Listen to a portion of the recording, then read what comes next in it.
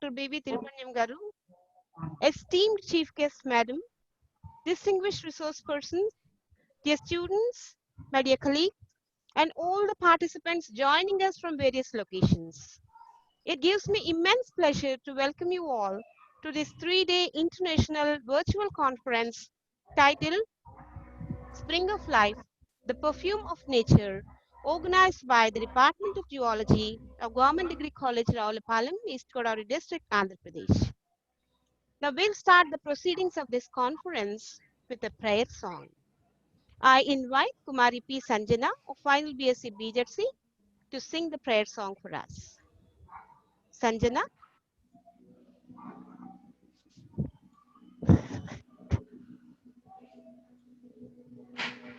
Madam, is Sanjana there? No, madam. Sanjana hasn't yet joined, madam. Shall we sing, madam? Okay, I'll continue, madam. No, Shall I go ahead? Sanjana Palanti is there, ma'am. Sanjana. Okay, Sanjana is there, madam. Okay. Hello, ma'am. Yeah, Sanjana. Please go ahead, Sanjana. Vande Mataram, Vande Mataram, Sujalam, Sufalam, Malaya Jasitalam, Sasyasyaamalam, Mataram, Vande Mataram, Subrajyoshna, Pulakitayamini, Ullakusumita Drupini, Suhasini, Sumadurabhashini, Sukadam Varadam Mataram, Vande Mataram, Vande Mataram.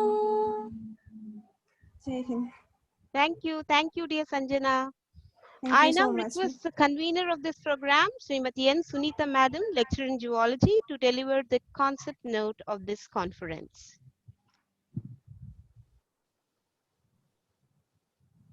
Sunita Madam. Yes, thank you, madam.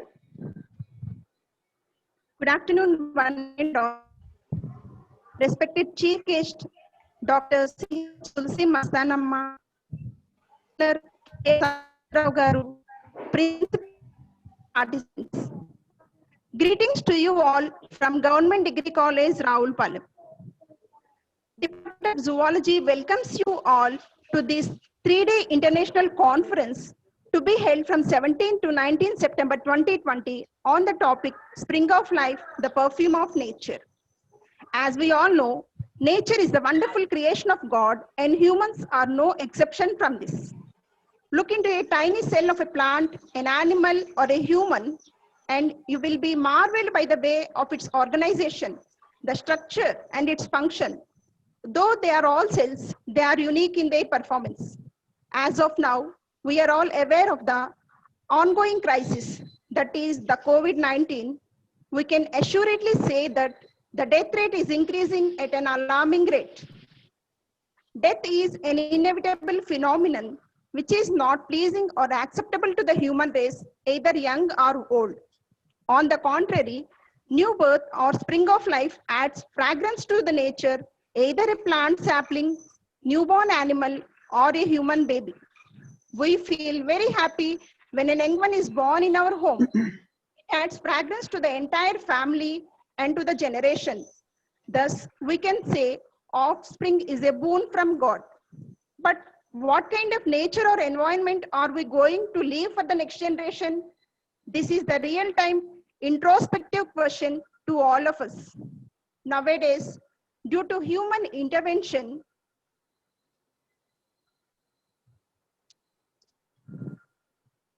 not only the quality of the environment, but also the human race is also adversely affected.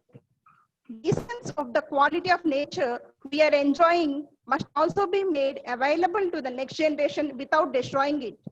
Hence, this conference titled Spring of Life, the Perfume of Nature is an attempt to throw some illumination into the insights of the human behavior and its influence on nature. Thank you, one and all. Thank you very much, Sunita Madam. I now welcome the chairman of this program, Dr. B. Tirupanyam Garu, Principal of Government Degree College, Ravulapalem, to address the gathering with his opening remarks. Thanks so much, Dr. Rajeshwari ma'am. I extend you all a warm welcome to this international virtual conference. Good afternoon to you all.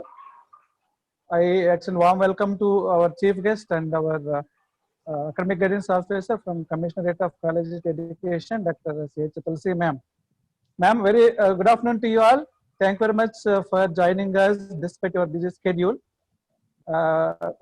Please stay back for a couple of minutes so that you can join your meeting over there. Thank you very much for joining us. Let me first of all profusely congratulate the Department of Zoology of this college, headed by Dr. Sunita, who came out with such a fantastic program with the title The Spring of Life and the Perfume of Nature. The title itself is very fascinating. And you know, the universe had started expanding about 13.8 billion years ago, and our planet Earth came into existence around 4.54 billion years ago. And the earliest form of life started its journey at about 4.28 billion years ago. And as we all know that this life has got its evolution from the non-living organic matter. And we all know that there were so many hypotheses existing about the origin of life, but it was very sure that the life, the living matter, has originated from the non-living matter. And unfortunately, what is happening is that the human being, because of his lack of understanding about the nature and its operating laws, is damaging the very existence of the nature, and we are unnecessarily inviting so many problems, including environmental degradation related issues, including occurrence of untimely cyclones and so on. Now this is the time the mankind has to wake up, properly understand the laws of nature, and help sustain the existence of nature for future generations. I hope that this international conference, which was conceived and designed by the Department of Zoology, will serve the purpose for which it is being organized, and it will, I hope that this conference will debate on various issues relating the interrelationship between the human being and the nature, and it helps proper understanding the laws of nature by the human being and help reduce the eruption of the arising of pandemics like COVID. Thank you so much, the Department of Zoology, especially the organizing committee headed by the convener of this program, Dr. Sunita, for permitting me and giving me this wonderful opportunity to interact with all the participants, especially our chief guest, Dr. C.H. Tulsi. Thank you so much, all the organizing committee members, and I wish you all the best. Thank you. Thank you very much, sir. Thank you very much. Now we move ahead towards the release of souvenir. I now request our esteemed chief guest, Dr. Tulsi Mastanamagaru, to kindly release the souvenir of this international conference titled Spring of Life, the Perfume of Nature. I heartily welcome Dr. Tulsi Mastanamagaru to kindly release the souvenir.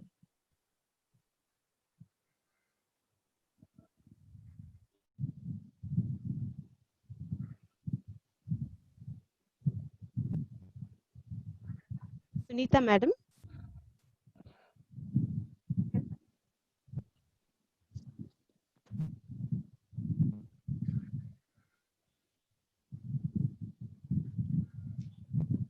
Madam, is it visible? Yeah, Yeah, it is Sunita, visible. it is visible. Madam, good afternoon, Madam Madam Tulsi, Tulsi, madam, Madam. you This just is click on Rajeshwari from Government Degree College, Ravulapalem, Madam. Good afternoon. Madam, very good afternoon, ma'am. Good afternoon, Tirupanyam sir. Very good afternoon. So, Thank you for joining us despite your busy Thank- schedule. no, it's not like Uh, that. Thank you. Organizing committee, please. Hello, please go ahead. Madam has to join another meeting. Yes, yes, sir. Sunita, Madam.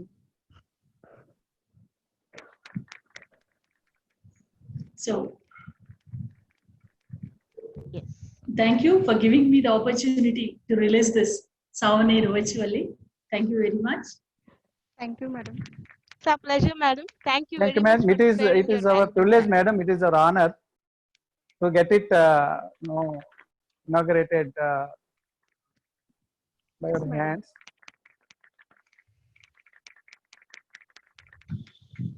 I now request Srimati N. Sunita, Madam, lecturer in zoology, to introduce the chief guest of today. Sunita, Madam. Yes, ma'am.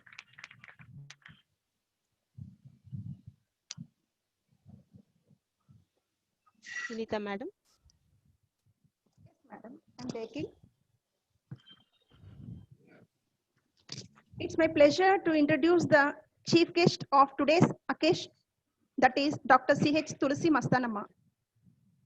Dr. C.H. Tulsi Mastanamma is presently working as the Academic Guidance Officer at Office of Commissionerate of Collegiate Education, Andhra Pradesh. Coming to her educational background, she did her master's in zoology from Acharya Nagarjuna University and BEd with biology and English from Andhra University. She was a net qualified candidate with PhD in zoology from Osmania University. Despite her high academic and research profile, I would like to focus a few awards and academic achievements. Madam received Best Academic Officer and Best Team Member Award for from Collegiate Education, Government of Andhra Pradesh in 2013 as a mark of her excellence.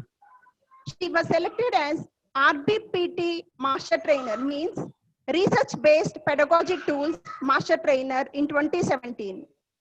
Also selected for DBT-sponsored Foldscope Research Project in 2018. She received State Best Teacher Award in 2018. Madam also worked as State Manatv Coordinator from 2007 to 2011, State RRC Coordinator from 2010 to 12, State UGC Schemes Coordinator from 2011 to 2013. Also, she worked as Rashtriya Uchitar Shiksha Abhiyan RUSA Coordinator at Office of CCE during initiation of RUSA scheme from 2013 December to 2015 December, and represented Andhra Pradesh at zonal and national level meetings. Organized and attended many workshops, review meetings, and training programs, principals and lecturers of degree colleges. She presented papers at national and international conferences and published papers in various journals. She was also nominated as member of Andhra Pradesh Knowledge Mission. Thank you very much, madam, for accepting our invitation. With these few words of introduction, I humbly invite our esteemed chief guest of the occasion, Dr. C.H. Tulsi Mastanamma, madam, to deliver the inaugural address. Welcome, madam. Thank you. Thank you for the kind words, but I think I don't deserve all those. I'm also just a faculty member like you all. Good afternoon, participants, faculty members, and my dear students. Thank you very much for giving me this opportunity to interact and learn from you all. So at the outset, I congratulate Government Degree College, Ravulapalem. Such a good event, international virtual conference on Spring of Life, Nature's Perfume. In this pandemic period, COVID period, that's a good initiative to learn from others. So the title, Spring of Life, the Perfume of Nature, holds its importance in biological as well as philosophical ways. Rigveda says, nature is art of God and we can experience the touch of God in His creation. And in biology, we learned the life exists from non-living to living, single cell, multicellular, cellular grade, tissue grade, organ grade, metabolic activities, growth, reproduction, and so on. So in this process of life, nature gives us so many jerks and jolts. We can enjoy the beauty of the nature. We can experience the perfume of the nature. At the same time, we can see the wrath of the nature. So the nature's perfume can be well experienced through different forms like water, air, sun, fire, earth, and so on. The thing is, we the human beings, we are so involved in complying about the things what we don't have, forgetting that what we have. Helen Keller, author, teacher, she says each and every individual should struck with deaf and blind for some time in the adult age. Then only they can experience the dark. They need to experience the darkness to appreciate the light of the nature. They need to experience that silence to appreciate the joy of the sound. So even now, we can see different forms of nature or different ways of fragrance of nature. Just imagine yourself. For example, water. If the water lost its properties, what will happen to the earth or the nature or the living? You drink glasses and glasses of water, but your thirst will be like that. It won't. You still feel thirsty. You try to clean anything. Water lost. It didn't have the characteristic of cleaning. What will happen? Everything is dirty. You can't clean your body. You can't clean the house. You can't clean the clothes. And if it lost the water, the trees can't take water and grow. So what will happen to the survival? I think it is one way of perfume, emitting the nature's perfume. Or just imagine the air. If the oxygen do not have the property or the characteristic to give energy, what will happen? I request all of us to think in that direction. Or the fire. If the fire do not have the characteristic to cook, where we will be? How can we get the food? Or imagine for a week, if the sun is not there, we do not get solar energy. What will happen? There is no photosynthesis, no oxygen, no food material, and the microorganisms will flourish, and we don't know what will happen.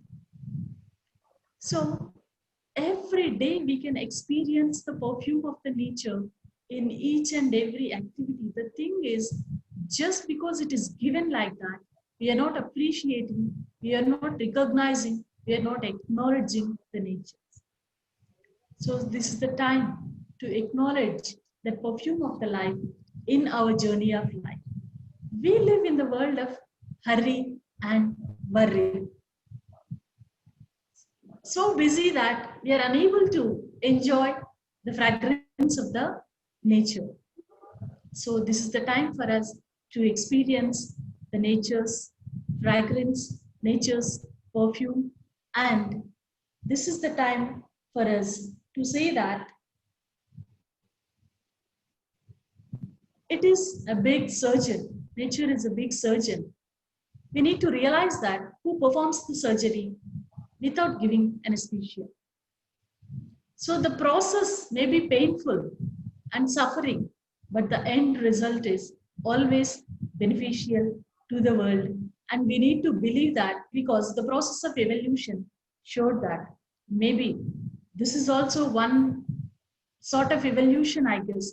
This tiny, invisible creature created havoc across the world, and pandemic around the world brought the entire world to the standstill and set new norms of living.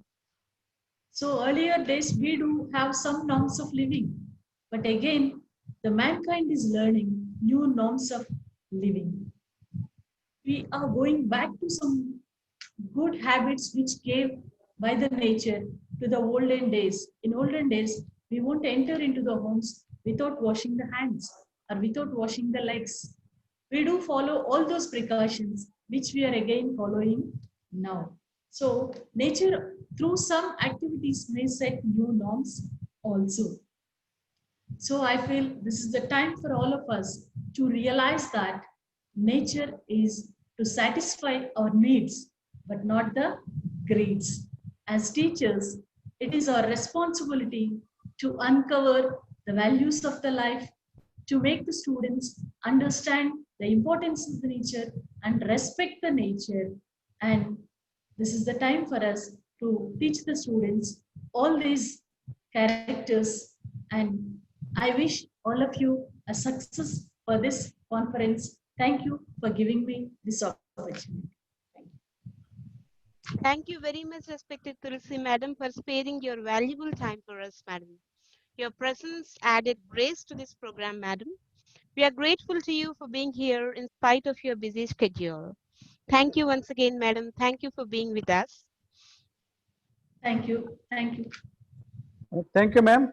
Thank you so much for joining us. Thank you, sir, for giving me this opportunity. And congratulations. I wish you success for this conference. Thank you, Madam. Thank We move on to the next part of this program. I request Dr. K. Srinivas Rao Garu, coordinator of IQAC, to introduce the keynote speaker of this session.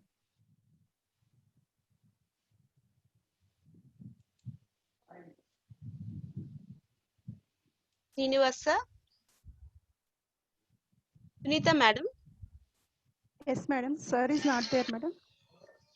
With what name he has registered, ma'am? I'm unable to find his name, ma'am, over here. Madam, Srinivas sir name is not there. Madam. Hello. Hello. Yes, sir. Surname is not available, ma'am, here. Sir is not available. Sunita madam. Yes, madam. Hello. I will call to sir, madam. Just Madam, he wait has for some the technical glitch, it seems. His Okay. network is not getting connected. Okay. Could you please go ahead with the introduction of the keynote person? Yes, madam. Key resource person, right.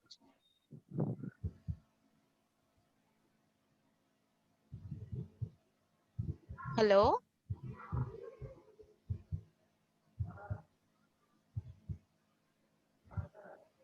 Madam, a few more seconds, madam. Yeah.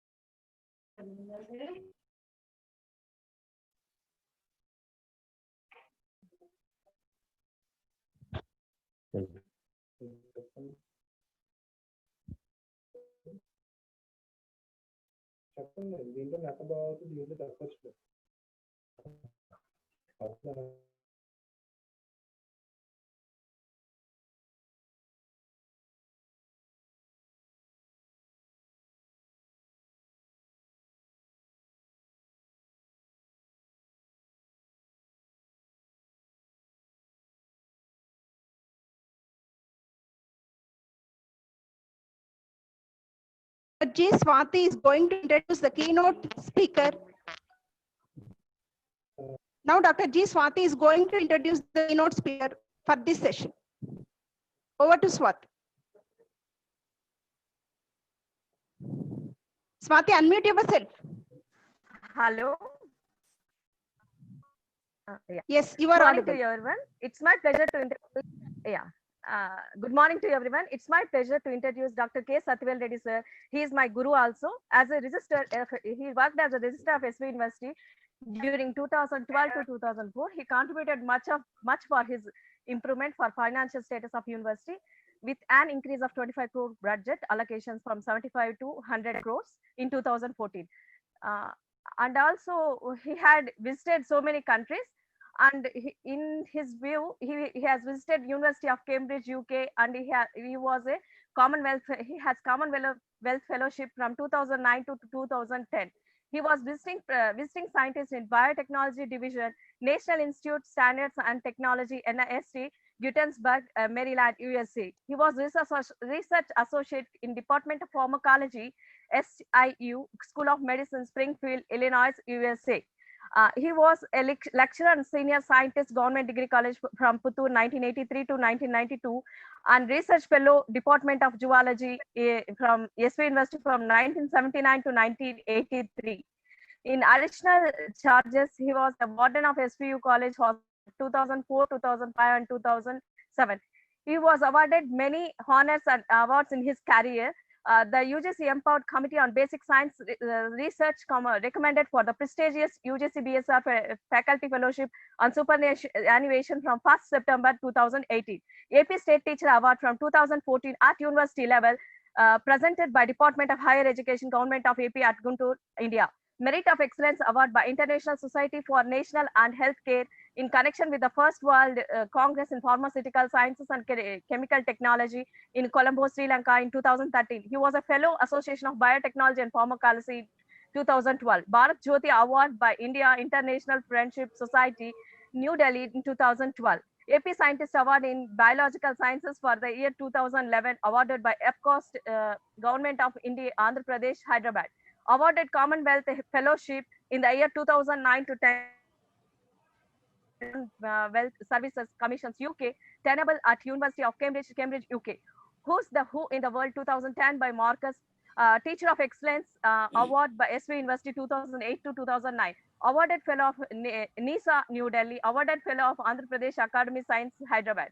Awarded Short-Term Biotechnology Overseas Associateship 2005 to 2006 by DBT, Government of India. He has been awarded many awards, and he was a summer fellowship in Indian Academy of Science. And he to his credit, he has 22 he had collaborated 22 international collaborative projects, and he was a membership in professional societies, and he was also editorial board like ISCAP, NISA, ESA, and IPI. He had awarded 25 awards, PhD awards, and 6 MPhils were pursuing. To his credit, he had published 128 research publications in peer-reviewed journals, and he has attended 1 or 2 conferences, and also he has contributed many conferences and as invited lecturer and keynote address and chief guest in many national conferences and international conferences. Thanking you for giving me this great opportunity to introduce my guide, my teacher, and also my sir to this program. Thank you.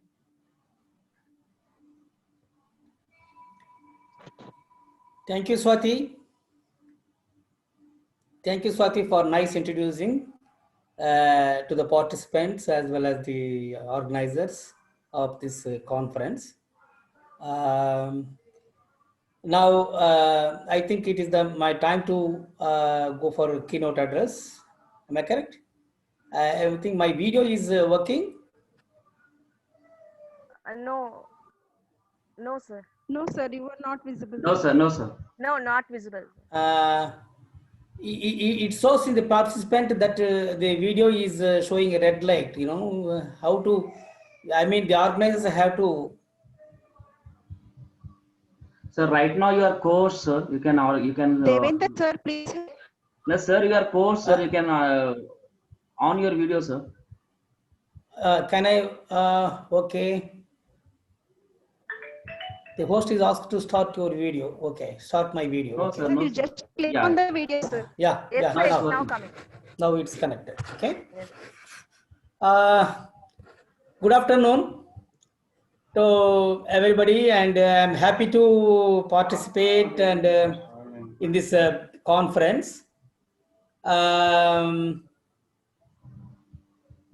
Respected Tirupanyam, the principal of Government Degree College, Ravulapalem, and who is the convener of this conference, and Dr. Sunita. To much extent, I am very much thankful to Sunita for giving me an opportunity to share my views and as well as the information or what we have in our labs on this occasion.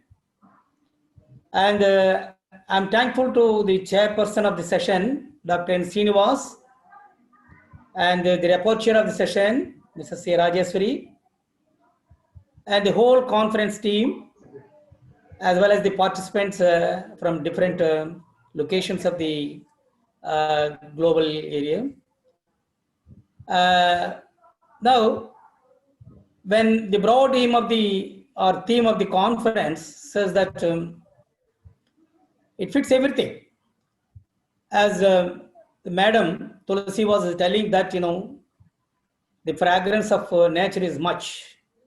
How we have to use it, how we have to preserve it, but the mankind is destroying it and inviting a lot of problems in terms of diseases and other things. Now, my talk is on, may I have this slide please? How can, shall I go for share the screen? Yes, sir. Yeah.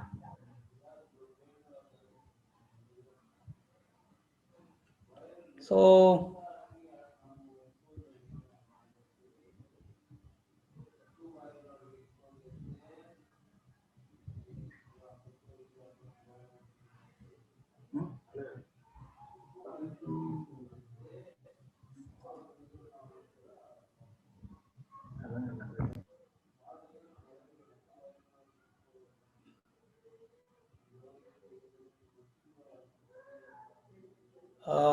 how to import my slide into this one?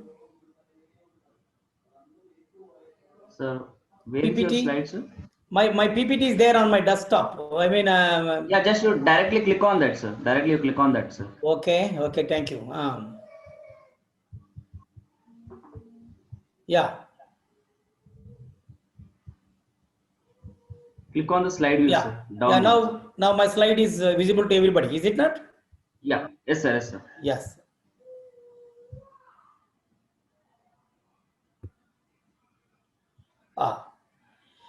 Yeah. On the occasion of this international virtual conference on the Spring of Life, the perfume of nature, the very title of the conference is a very broad area, and thanks for the organizers to select such a thing, that anything that can fit into this title.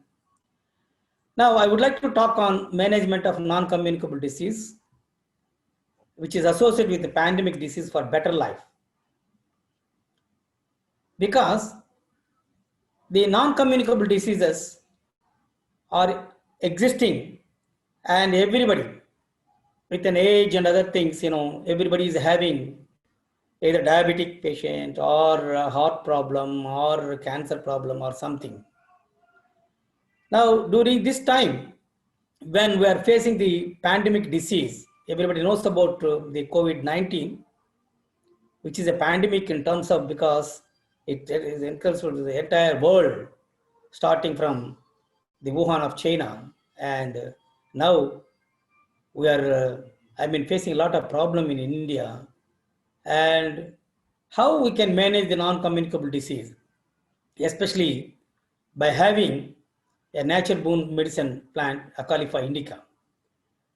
Okay, so I'm taking the non-communicable disease for an example of diabetes, how we can treat the diabetes with the medicinal plant Acalypha indica. This is a piece of work that has been done by my lab students, and a lot of work done on medicinal plants, but I took the Acalypha indica, which is called as Pichichettu, Kuppichettu. This is called as in terms of Telugu, it is Kuppichettu, okay. This has very lot of medicinal values ranging from treating of many diseases, including the diabetes. Now, see, my talk covers with how the rural people is facing the problems with both pandemic as well as non-pandemic disease. That means communicable as well as non-communicable diseases. And what is the scenario of both the diseases, and what is the plans that we can deal with this non-communicable disease such as the diabetes by employing the medicinal plant. If you look at the rural health care, when you look at the rural India, because the India, especially the Indian population, is having more rural areas where the people are facing a lot of health problems. Even any government, whether the central government or the state governments, are making a lot of policies, and they are saying that many, healthcare systems are implemented, but it is not reaching the rural health. Rural healthcare is one of the biggest challenges facing by India right from our independence days. And when you look at the realities of healthcare, the public people, the rural public, they are having a non-accessibility of the healthcare as well as the low quality of healthcare services. Non-accessibility means even if you look at the remote areas of the certain villages, they don't have the PHC center, they don't have doctor, and they don't have even primary nurse care people to advise them what kind of immediate medicines and others that has to be taken if they feel or if they fell ill for like simple fever also. And when you look to the quality of healthcare also, the quality is very low. That means they are not trained and they are not given much what is called as exposure of what kind of medicines should be used for a right kind of disease. So coming to the, if not government taking care of the public health care, when you look into the private health care, everybody knows about private health care is expensive, and it is often unregulated, and it is a variable in quality. Variable in quality in the sense, when you look at the private health care, each hospital is taking care of the dimensions of the health as well as the problem in different way, and completely is money oriented. So when you look at the rural health care, low quality, poor accountability, and the people are not aware, that is lack of awareness, as well as I said, they are all limited to access to facilities. So now what is solution to overcome this rural health care? Making men and women aware of their rights to demand a good quality of care. Here demand means they have to ask the local government. Local government means, at the mandal level or whatever may be, or their representative, people representatives, and they should ask for a right, because this is one of the fundamental right to demand good quality of care, as well as when you look into the doctors or the nurses, they should have an accountability in health delivering process, but that accountability is not seen. And uh, the increasing uptake of appropriate health services at the right venues should be, taken care. Now, the campaign, what we have to start is we have to understand the present scenario of health facilities in rural area. We means both the government and the self-reliant bodies as well as common people, and identify the major issues that people are facing while seeking the health services. What is the major issues? Whether they have the PH centers properly or not, whether they have a trained doctors, trained nurses or not. That's one. And we have to review periodically the state of the primary health centers infrastructure and its connectivity to nearby villages, so that even a common disease or small problems also can be immediately taken into consideration, and when immediately they can put into the 188 or 104 vehicles, and then that can be taken to the highly available conditions at the urban areas. So that we have to build awareness about accountability in the healthcare at the government level as well as the local level. Now, with this simple background, the simple background of healthcare system in the rural areas, how we are evaluating and the management of communicable diseases. Because now this is the time, and now we are facing a major communicable disease. Everybody knows about the COVID-19. Okay. And there are a lot of communicable diseases. They came and we fought, and the scientists invented the vaccines, and they're all under control as of now. But we are now fighting the COVID-19 with these things. Of course, in future, we may get vaccine for also this one. And probably the very big problem of COVID-19 may be end up very soon. We hope it's so. Now, if you look at the communicable diseases like Ebola, flu, hepatitis, and HIV, Zika, rabies, these are all viral diseases. And these viral diseases, they're all originated from the, what is called as the animals, and then to humans, human to animals. That way, they're all this. Everybody knows about Ebola causes major problem, and it was fight to extent that it has been controlled. Similarly, flu pandemic was, you can see, go back to 1918, 1957, 1962, where this was, ruptured, and flu was causative factor for many countries, and many people died due to flu.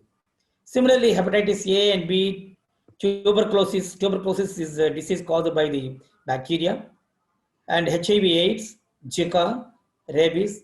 Of course, of all these things, sexually transmitted diseases caused by viruses, bacteria, and the other what is called as the disease causative organisms. Anyway, these communicable diseases, unless the people are aware, either from the rural healthy level to the up to the educated people, then only it can be controllable and manageable. Then now this is the time for to discuss something about COVID-19. I'm not going to talk about how the COVID-19 and the causating virus structure and metabolism, as well as the molecular biology and other aspects of the COVID-19. For people who still don't know about the COVID-19, what is, how it was originated and all those things. See, the COVID-19 is belong to the coronavirus family, and this was started first in Wuhan in December 2019, and started spreading from China to various countries, and even the well-developed country like USA is not exempted for this disease. What is millions of people. Now, if you look at the World Health Organization dashboard as on date, the coronavirus is, confirmed cases, it's up to 30 million people. Out of these 30 million confirmed cases, nearly 10 million people as on this day died. When you look into the magnitude or the total virus of the coronavirus, it is spreading like anything. Now, there is no exception even for Andhra Pradesh also. Andhra Pradesh is unreeling from the coronavirus. When you look at the coronavirus, it is nothing but an influenza virus. The problem is with what is called as sneezing and other things. And everybody knows about the symptoms of the coronavirus. It starts with how now people are having some symptoms and asymptomatic cases. Either in cases, the people can be identified whether they are infected with coronavirus with simple symptoms like they have a cough, sneezing, running nose, and throat infection. Of course, other than this one, they have a body ache and diarrhea.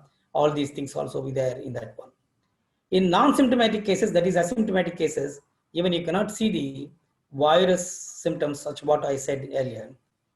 But even then, this virus spread into your body and it attacks first the breathing system as well as then to the, damaging the blood and then finally to the vital organs.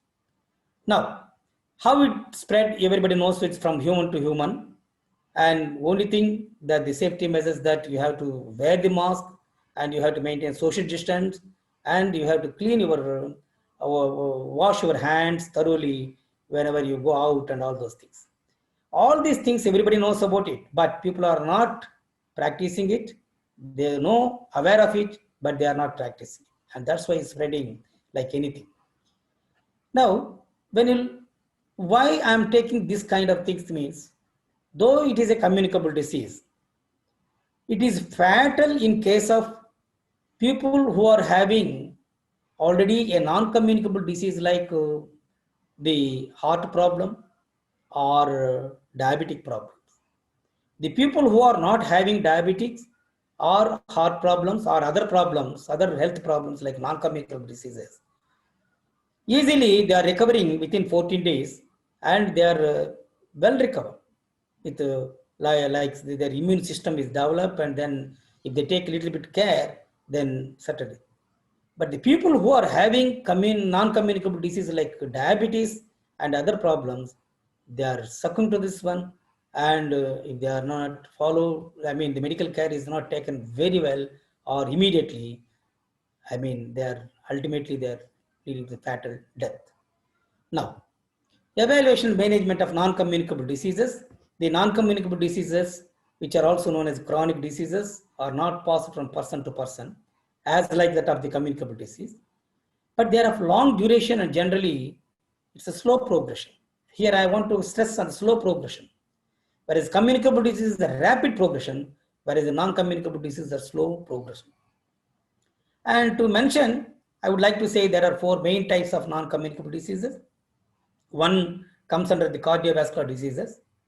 So anything that is related to the heart, okay, this all come under the cardiovascular diseases. There are a number of cardiovascular diseases, and cancer is the one, and the chronic respiratory disease such as chronic obstructive pulmonary disease and asthma. Then our candidate is diabetes, because many of because of the way of we are taking food and other things, majority, that means more than 50% of the population having the diabetes of different conditions. So the causal chain explains the risk factor approach for surveillance of non-communicable disease. Number 1, behavioral risk factors. So if you're using tobacco, if you're an alcoholic person, and if you're physically inactive, and you have a malnutrition or no nutrition, then really you met with physiological risk factors such as your body mass index may be changed, that maybe obesity comes, then your blood pressure may go up, and the glucose levels may rise, and then the cholesterol levels also rise.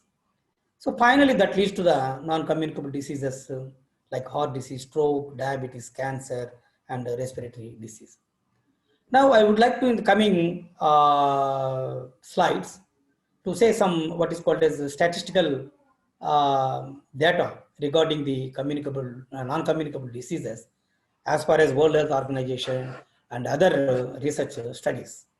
According to World Health Organization, the diabetes mellitus, as I was telling right from the beginning, now I am concentrating on the diabetes, a non-communicable disease associated with the communicable disease like COVID-19. Okay, it is the sixth most important cause of global deaths in 2015.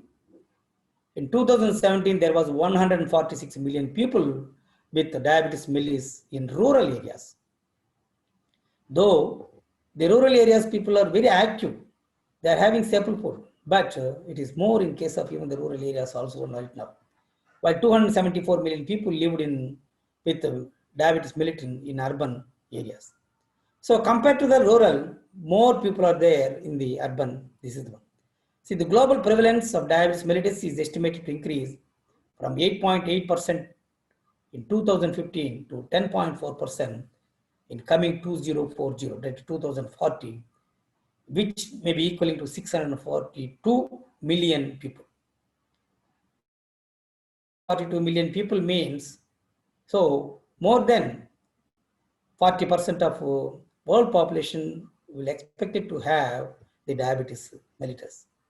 If we are not following the other practices like happy life and as well as active life and the way that how we can control the diabetes, all these things. Similarly, a review of studies in rural India conducted by Misra and colleagues found that prevalence increased from 1.9% to 12% in 2019, especially considering 72% of the Indian population live in rural areas. So the main concern is about rural areas because they are not having proper healthcare systems, and that's why my concern.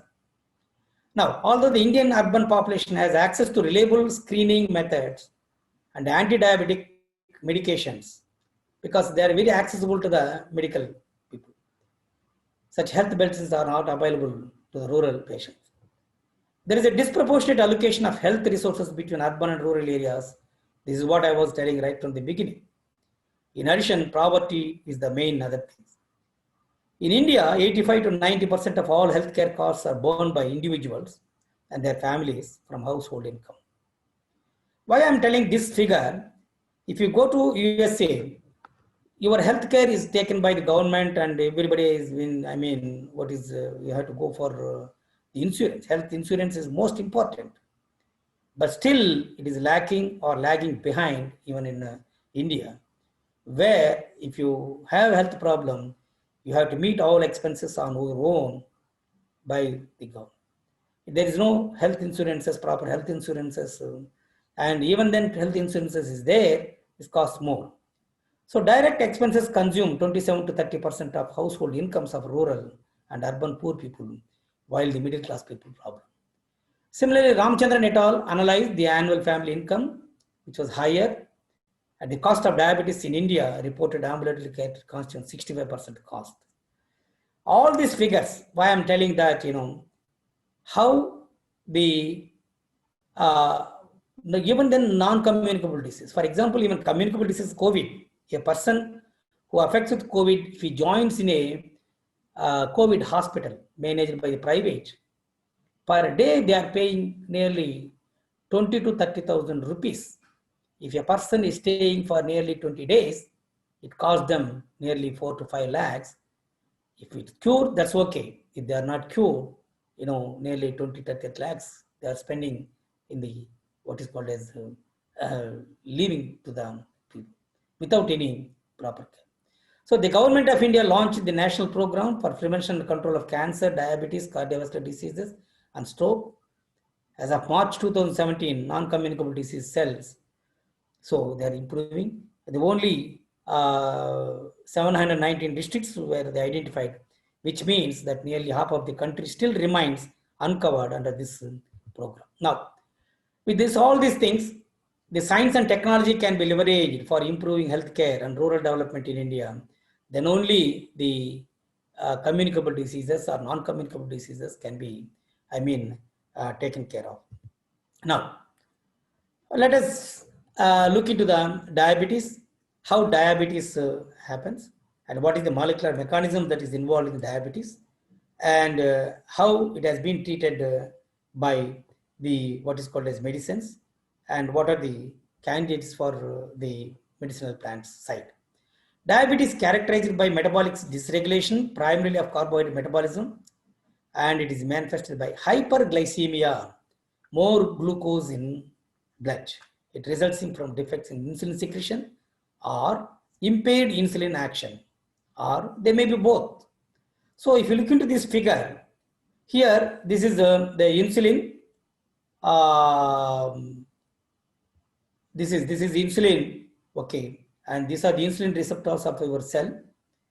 And when the receptors are inactive, they are not receiving the insulin. When they are active, they receive the insulin, and the insulin gets inside.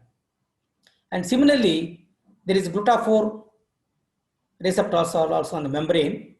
This opens the glucose, and the glucose will be get inside, and the excess of glucose is controlled by the insulin, so that the signal transduction place and the glucose utilization takes place, and the glucose is broken down to glycogen, lipid, and protein synthesis.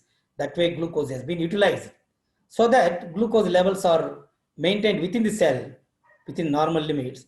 If the insulin through the receptors, the glucose through the glutaphore leaks into this invasion of the cell. So what goes wrong in diabetes? There are multitude mechanisms. Number one, coming to the insulin regulation and its insulin secretion, as well as insulin uptake, as well as breakdown. That is what you have seen in the previous slide. And then the second one is the beta cells. The damage of beta cells, autoimmunity of the beta cells damage also leads to the diabetic condition.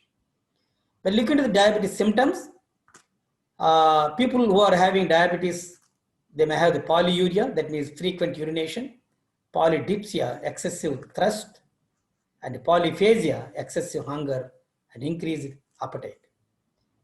Similarly, the diabetic people, they lost the weight, the involuntary weight loss. Without any exercise, without anything, your weight will be lost due to diabetic conditions.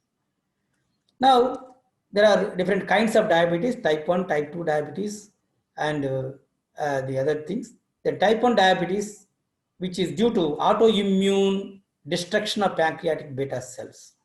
Autoimmune destruction of pancreatic beta cells. The pancreatic beta cells are destructed by the autoimmune method, and the low level of insulin production or even absent of insulin is this.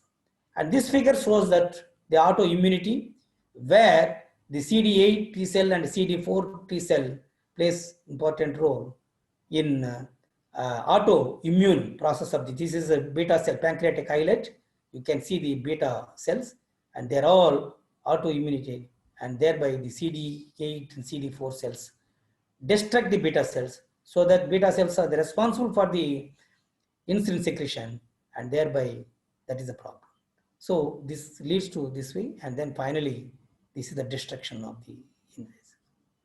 So the type 1 diabetes, if you look at the insufficient insulin, the insulin may not be seen how much, beta cells, because of destruction, the insulin is not there much. And then even then, the number of glucose molecules get inside the cell, okay, the insulin molecules are not there, so that the glucose cannot be broken down to glycogen, or it cannot be converted to protein or lipid synthesis, okay. So type 2 diabetes is due to insulin resistance and relative lack of insulin. So because glucose does not go into cell, and that leads to the type 2 diabetes. Here in diabetic condition, we have to look into the role of liver. When you look into the role of liver, so this is the liver, and here the pancreas. Pancreas secretes both two, the hormones. One is glucagon and then insulin. Insulin controls the glucose, break down the glucose, and it lowers the blood glucose level. And whereas glucagon, whenever the glucose levels decreases, the glucagon hormone, it stimulates glycogen breakdown to release more glucose in the liver, and thereby the glucose concentration is high in the blood, and that can be controlled by the insulin. So there is always with a cycle between glucagon and insulin, and insulin breakdowns whereas glucagon increases. And the harmony, if it goes in the right direction, then you may not have the diabetic condition. If the insulin secretion is low, then glucagon secretion is high, then there is a possibility of more glucose, and that leads to diabetes with high blood sugar.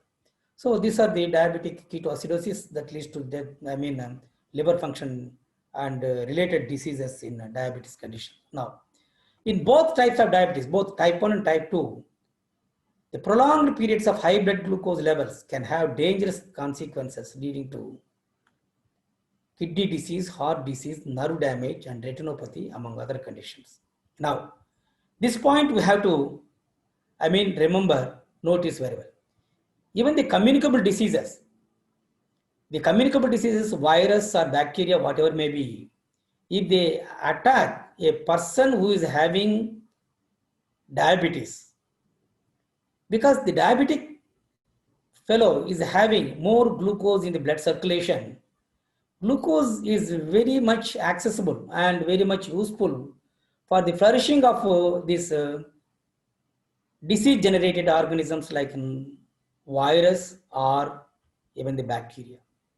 And that's why even the COVID-19, when it attacks a person like a diabetic person, it is very difficult for the doctors to control.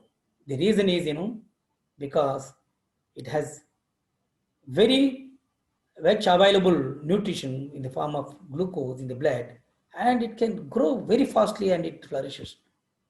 And another important amino acid is glycine. So it also breaks down the other amino acids and the proteins, and then it takes the glycine, and so that the glycine is useful for its rapid growth of its organisms, and thereby your heart as well as your brain, everything is affected due to these things.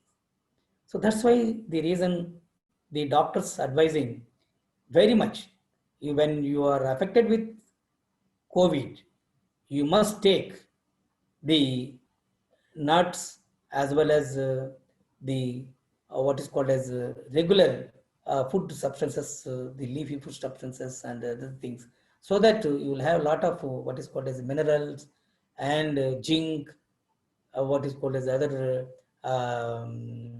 vitamin C, vitamin D, everything is supplemented to improve your immunity, and thereby you can fight with the organism which is growing. So now that point is we have to notice very clearly. The reason is why the people who are having diabetes, they are more prone to this kind of things.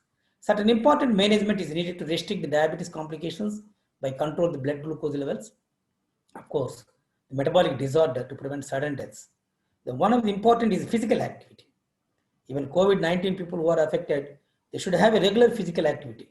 They should go for pranayama. They should, do breathing exercise, all these things, okay? And of course, you have to look for your diet. And apart from the physical activity and diet, the insulin and medication is supplemented so that you can manage the diabetic conditions. So diabetes management, either through insulin injection, if it goes, and physical activity is supplemented, and diet with a lot of leafy vegetables and other things, then that will be manageable. Apart from this physical activity, diet and other things, medication is important. The number of drugs have been used for the treatment of diabetes based on their mode of action. Drugs have been categorized. Some of them are called as insulin sensitizers. The other one is called as secretagogues. Secretagogues means insulin secretion. They are useful for the secretions.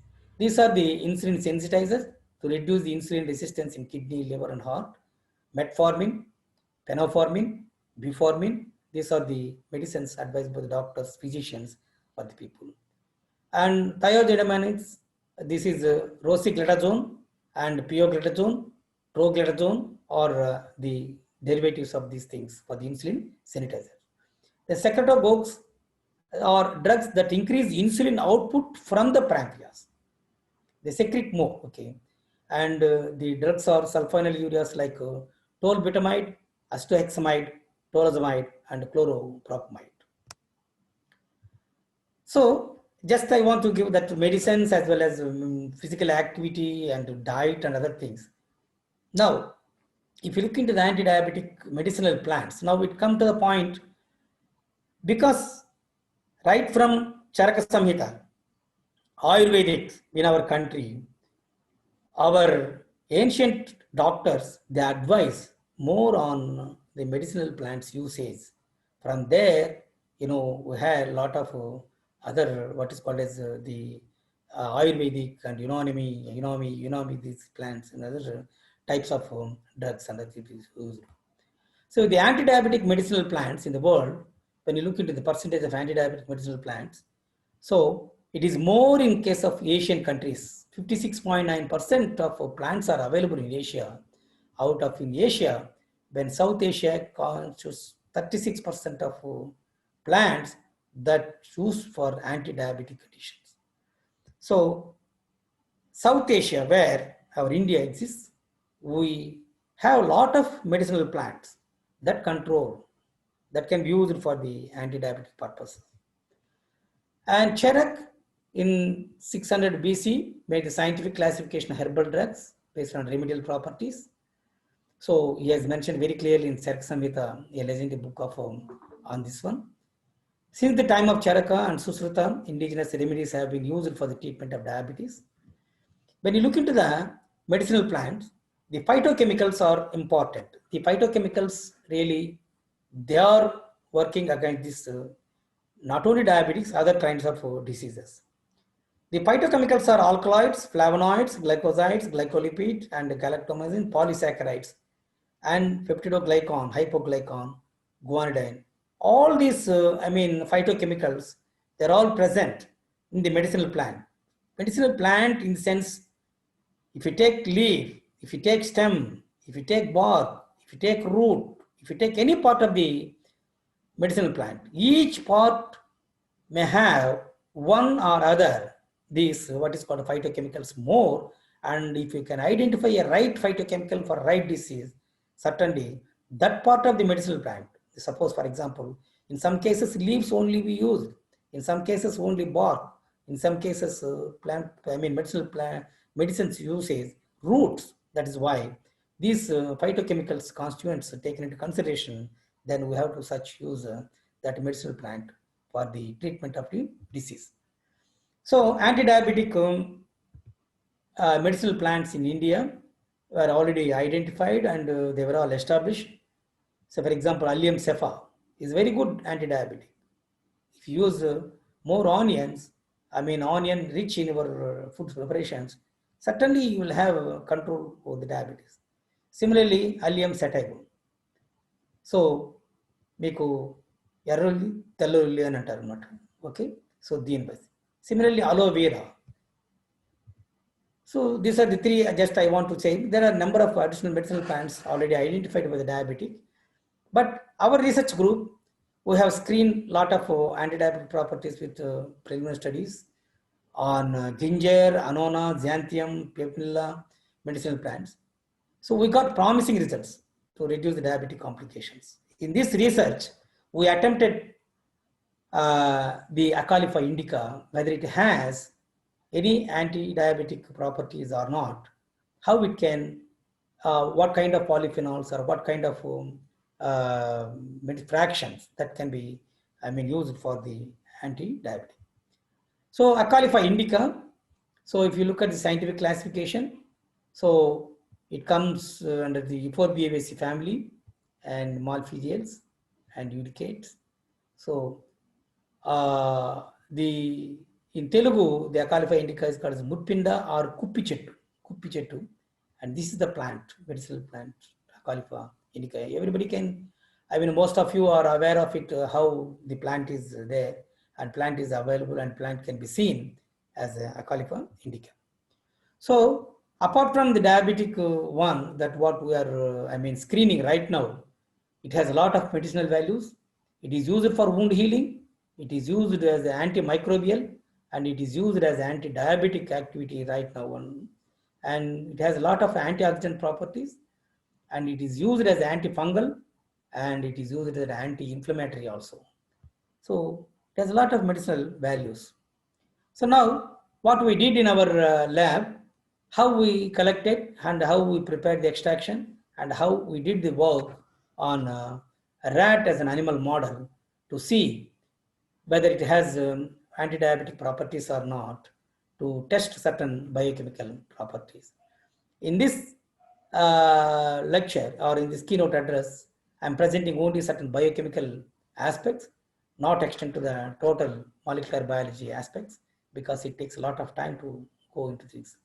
So one way is collection of the plant, and they will be dried, air dried, and then they dissolve the powder in the different solvents, and then go for evaporating the solvents at by rota evaporator. And finally, the powder is lyophilized, and then the lyophilized powder is extracted to the methanol, and the methanolic extraction is used for the studies. So this is the procedure for the extraction, step-by-step procedure. Next, experimental design. We designed the experimental design in such a way that we have used the Western strain male albino rat with the age group of 3 months. Age group of 3 months means it is an adult age, so weighing about 200 to 230 grams. And we used this treatment for 28 days, nearly 1 month. So the methanolic extract. So we divided the groups for 5 groups. One is a normal control group. That means there are no diabetes. And the second group is diabetic group. That means with the streptozotocin, the animal is induced the diabetic by giving 45 milligrams per kg body weight, so that the diabetes is induced in the animal. Now this animal's group is called as diabetic group. Now group 3 is a normal animal with the polyphenolic rich fraction of that Acalypha indica with 100 mg per kg body weight has been given to the normal animals. And the fourth group is diabetic group with polyphenolic rich fraction. Whether this polyphenolic rich fraction has any what is called as medical aspects or the compound that can control the diabetic or not, we can test with group 4 with placebo of the group 1 and group 3. And then group 5 is a diabetic with glibenclamide. Glibenclamide is a drug that is given by the physicians to treat the diabetic patients. So it is 20 milligrams per kg body weight to see that whether the diabetic with polyphenolic rich fraction has any improvement when compared with the diabetic with glibenclamide. So this is how we group 5 groups to test of results. So these are the biochemical assays. We estimated the blood glucose, and we tested for aspartate aminotransferase, alanine aminotransferase, alkaline phosphatase, and the gamma glutamyl transferase, bilirubin, total cholesterol, triglycerides, and high density lipoprotein as well as low density lipoprotein plasma, as well as insulin also we measured in the plasma. So these are our results, and here the graph shows that this color, it gives that normal control, and whereas the red one is the polyphenolic rich fraction treated for the normal animals. So, and this is the green is the diabetic induced animals, diabetic control animals, and this one is diabetic with glibenclamide, that is a drug advocated by the physicians. Now our candidate is the diabetic with polyphenolic rich fraction. Now when you look at the insulin levels that is measured in the plasma, so this is normal, and normal animals, if they given polyphenolic rich fraction, the insulin levels slightly increased. That means it stimulates even in normal animals also.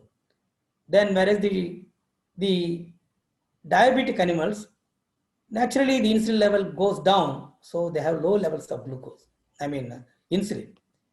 So when the diabetic animals are given the glibenclamide, that is a drug advocated by physicians, the insulin levels increase.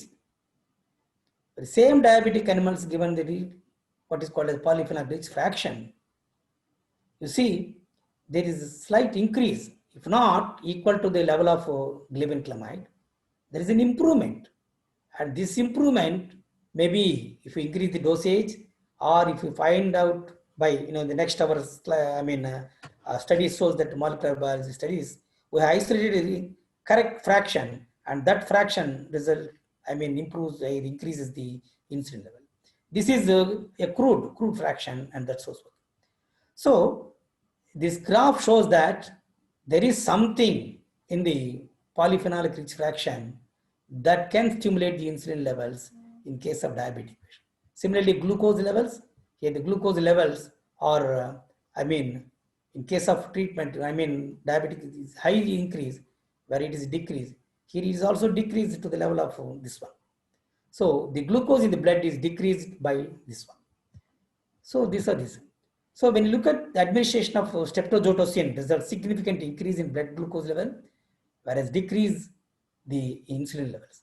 Similarly, they were treated with 100 milligrams per kg body weight of polyphenolic rich fraction of Acalypha indica for 28 days, significantly decrease the blood glucose level and increase the insulin levels when compared with diabetic rats. That is our conclusion. Similarly, we tested for liver function markers, and here also shows the AST, that is aspartate aminotransferase, alanine aminotransferase, which are the two important markers of the liver enzymes. Okay, these also promising results where there is an improvement in the case of ALT with corresponding with the glibenclamide. Similarly, here also. Okay, so this is where the AST and the ALT levels are controlled by the what is called as it means what we have to understand is if the AST and ALT are more released into the from the liver to the blood, that means shows that diabetic conditions prevailing. If these are the markers, this immediately, okay, this shows that the diabetic conditions are prevailing. So with this, it is controlled. Now, similarly, alkaline phosphatase, gamma glutamyl transferase, where they are also controlled, and the bilirubin content here in case of diabetes is more, whereas in case of the glibenclamide as well as the polyphenol rich fraction is regulated. So similarly, we tested for the lipid metabolic profile like total cholesterol and triglycerides, and these are also regulated here, where they are more in case of diabetic cases. And low density lipoprotein as well as high density lipoprotein, they are also regulated, and this is one important. So we also did the histopathological studies of liver, and so the liver tissue with the normal control as well as the diabetic control. Here normal control, you can see the liver section show clear hepatic lobular architecture and clear central vein. Okay, this is the central vein, and normal sinusoids that you can see in case of here this is the sinusoids. So with the diabetic control, you see the CCV, that is congestion of central vein, it's very clear, but here you can see the congestion in case of diabetes congestion. Okay, so similarly the hepatocytes, the hepatocytes are very clear. Hepatic cells, they're all destructive. You see, collapse, all these things that leads to liver degeneration.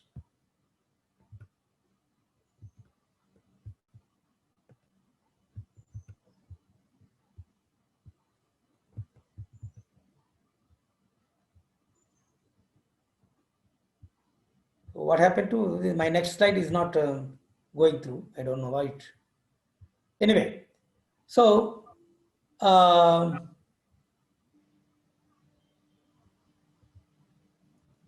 hello. Sir.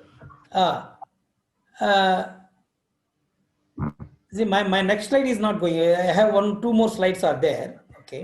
It's control is with you only, sir. Okay, yeah, now it comes okay. Now this is the second, yeah. So this is normal polyphenol fraction rich fraction and treated diabetic rat liver tissue.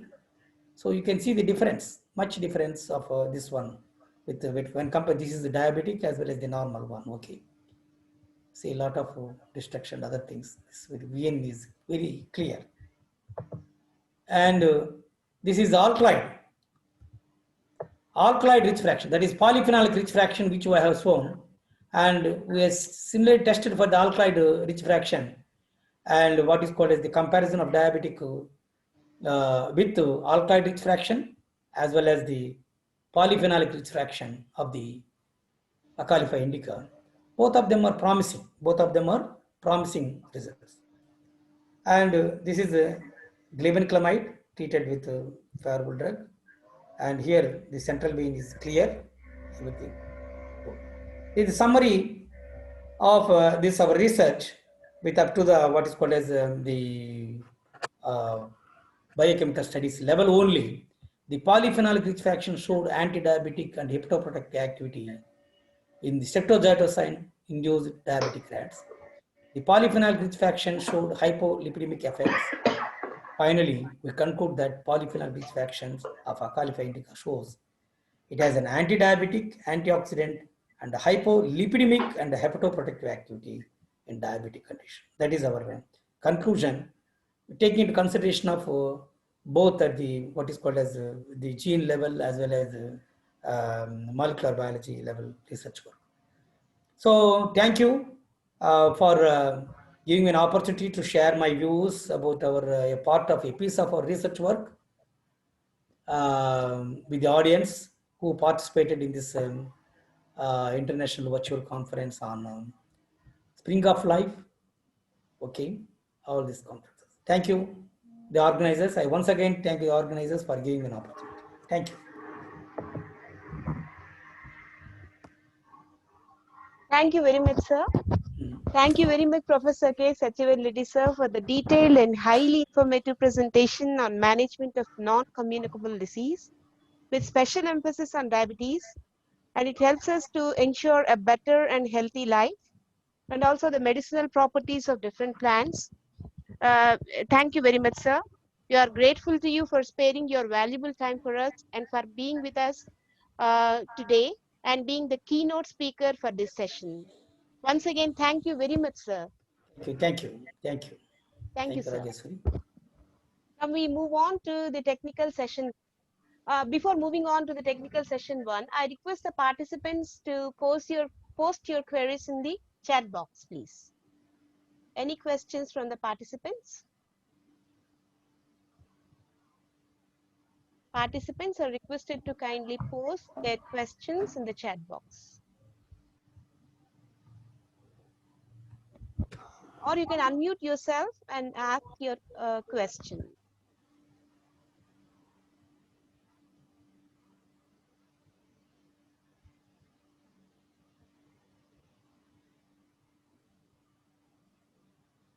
Any questions from the participants?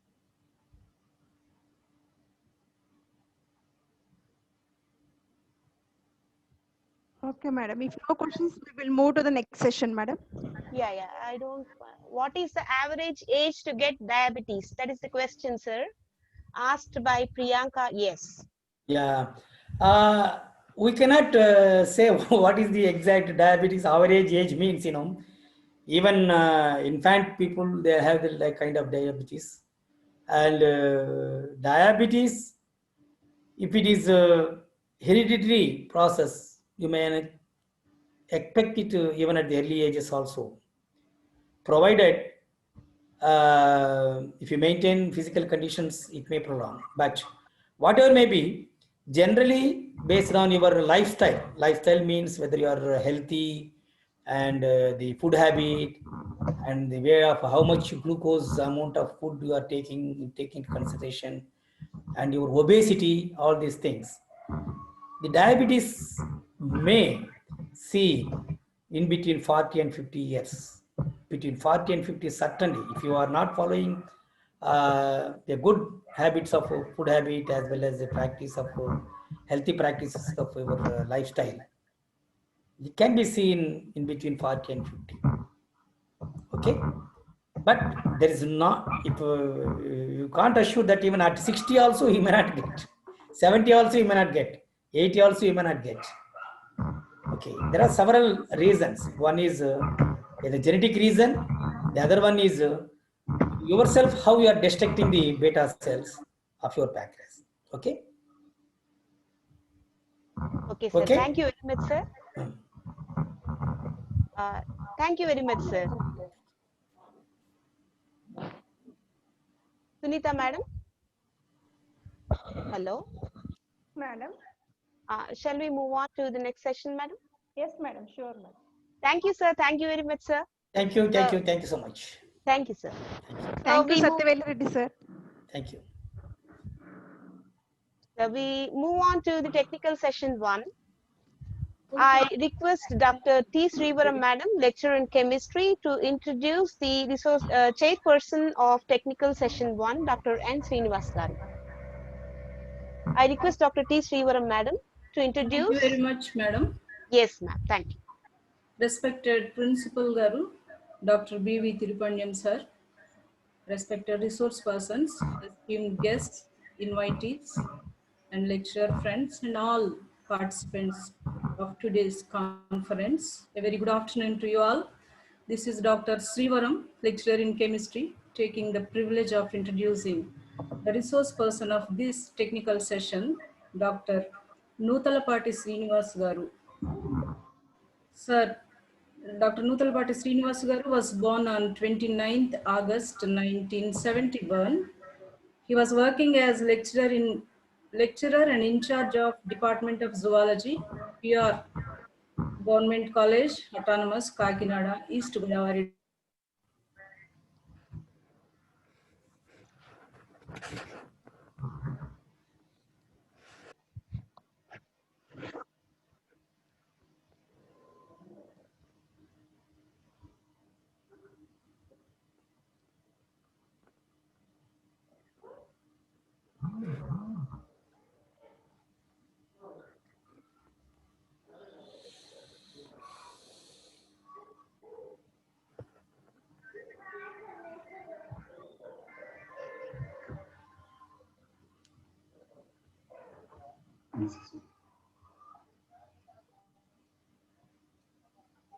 నాకు ఇవాళ ఏం call చేయలేదు sir. నిన్న call చేస్తే మాట్లాడాను, ఇంకా నాకేం call రాలేదు సార్. నిన్న ఒక్కరోజే కాల్ చేశాను, మాట్లాడాను సార్ సార్తో. అవును సార్, రాసి ఆయన వాట్సాప్ పెట్టాము. మళ్ళీ తర్వాత సంతోష్ సార్ని పర్సనల్గా వెళ్ళి ఆయనకి డీటెయిల్స్ కూడా ఇవ్వమని చెప్పాము. మేము ఆ రోజు నేను సంతోష్ సార్ చేంజెస్ కూడా చేసాము. అక్కడ ఏం చేంజెస్ కూడా లేదు సార్. ఇక్కడ వీళ్ళ నుంచి ప్రాబ్లం అండి, మన దగ్గర నుంచి ఏం ప్రాబ్లం రాలేదు. మేము ఇద్దరం పోయి కన్ఫర్మ్ కూడా చేసుకున్నాం సార్ డీటెయిల్స్. సరే సార్.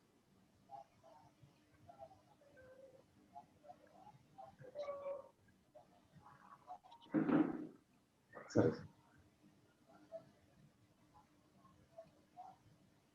అవును సార్.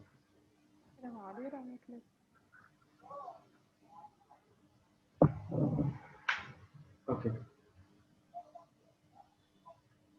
Okay sir. సరే సార్, పంపిస్తాను. సరే సార్, పంపిస్తాను. సరే సార్. సరే మాట్లాడు.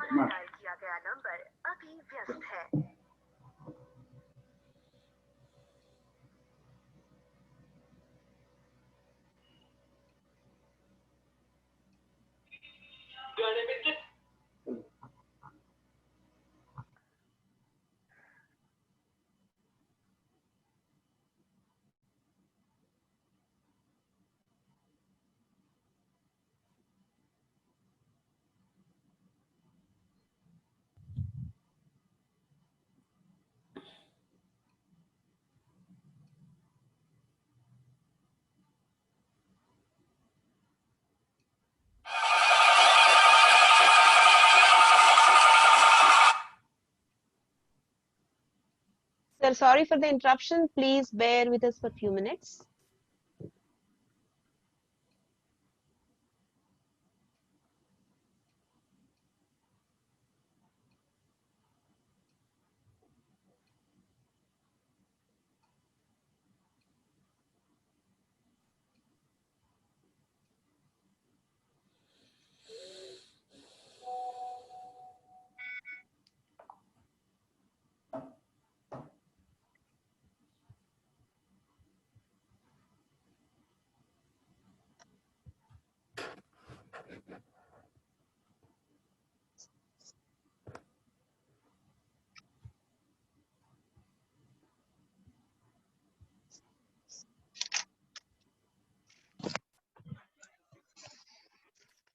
Hello, madam.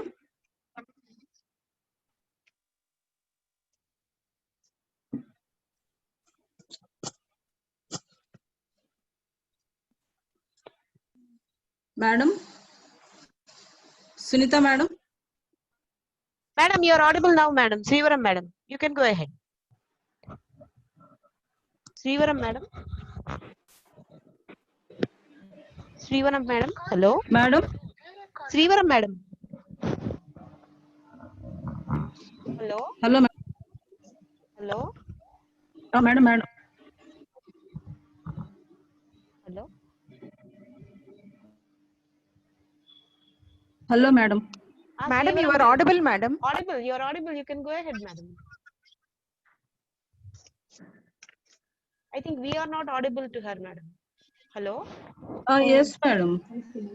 Madam, I finished it. Shall I read it again? Yes, madam. Yes, yes. No, madam. Sunita, madam, shall we proceed, madam? Yes, sir. Yes, sir. Yes, sir. We shall I proceed, sir. introduce, madam. We will proceed, madam. Yes, No, sir. no need of introduction. Okay, sir. Okay. Okay. Thank you. Very good afternoon to one and all. This is Dr. Srinivas from PR Government College, Kakinada, lecturer in zoology. I deem it a privilege to introduce Dr. G. Swati. She is currently working as assistant professor in Government Degree College, Puttur, India. She did her PhD on neuroprotective role of Bacopa mannei on induced Parkinson diseases in October 2013. She has completed MSc Zoology, for it qualified CSIR JRF in Life Sciences 2007-8, MSc Chemistry, qualified UGC NET in 2010, qualified GATE in 2010, and did MSc Botany, for it qualified AP set in Life Sciences in 2016, MSc Psychology, for it qualified AP set in Psychology in 2019. She had her bachelor's degree with PhD with single subject physics. She had good research bent of mind with multidisciplinary approach. Her research work focused on neurological disorders as Parkinson's disease, epilepsy, and Alzheimer's disease, with identifying potential herbal plants as protective agents. She had also studied hepatoprotective activity with the combination of herbal plants and also identifying potential active agents. She had organized one UGC-sponsored national seminar in 2014 and also conducted 2 lecture workshops, 2014 and 2017, and sponsored by Science Academies India. She has published 5 books and 28 papers in journals of national and international repute, and she had presented papers in many seminars. She had been invited to write editorial Hidden Tale of Pollution, Need of Solution in Current Trends on Biotechnology and Microbiology. She is member as advisory board member in World Journal of Pharmaceutical Research, advisory board member Pharmacology in Cambridge Scholars Publishing Limited, editorial board member Journal of Natural Products Research Updates, associate editorial board member in our Current Trends on Biotechnology and Microbiology, CTBM. She had given invited talks in 8 national seminars and 1 international seminar. Now, I would like to invite Dr. G. Swati Garu to present a brief history of life. Over to Professor Swati Madam. Thank you, sir. Thank you so much.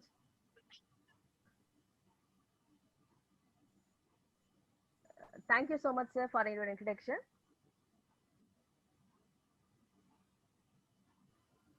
Okay, Swati, you can go ahead, Swati. Yeah, okay. I'm just doing my PPT. Yes, your screen is Now visible, we are Swati. going to the brief. Okay. Thank you, Sunita. Okay. Now we are going to the brief story of life. This is the story of life, not the history of life, but we are telling the story of life. Okay. So we had so many questions from the beginning of our life. I mean, human civilization. When the human civilization started, we had many mind-boggling questions like: Are we alone? When did the life started? What time life had started? Are there habitable planets in this universe? What is the future of Earth? These are the many mind-boggling questions when the human civilization has started to rise. So for this, we had found out up to now some answers, and also we have some explanatory reasons for that. Now we will see how, first of all, what is life? I think you can answer me in the chat box. I will be seeing it. In the view of, in your view, what is life? Okay, when did the life started? You can answer all these questions. Are we alone? Are we alone in the universe? At what time? Time had started? Are there any habitable planets in this universe? What is the future of Earth? What is life? Okay. So first question is, what is time? When did the time started? So we go back to the time of the universe. We'll find a singularity cell. So that where the Big Bang started, time and space-time continuum has been. So our great scientists Stephen Hawking and James Hartlett at 2014 in a workshop, they had cited this. We didn't have time in the early universe, but we have time later on. Okay. So when the universe started expanding, you can see here, this is like 12.67 billion years ago, and 9.8 billion years ago, 6.7, 5.4, 2.6, and 0.2. The universe is expanding in a view like how when the Big Bang has occurred. It is a point of view how the universe is expanding with its all the particles. So we had also a timeline for this. So in 13.8 years ago, 13.8 billion years ago, Big Bang has started from a singularity. The cosmos goes through a super fast inflation. So when the Big Bang had occurred, it triggered a reaction, like it expanded in a view, because the energy what it had been there, it has been expanding. So in this glimpse, we had covered about up to 15 billion years ago, how the universe has been changing. And in this view, we can see how our galaxies has been started, when the life, is there any life other than Earth? And also we can find in this universe, how this universe had retained the life and everything. In the first stages, it was very hot and hostile, and it's a very sinister environment that any life can't withstand.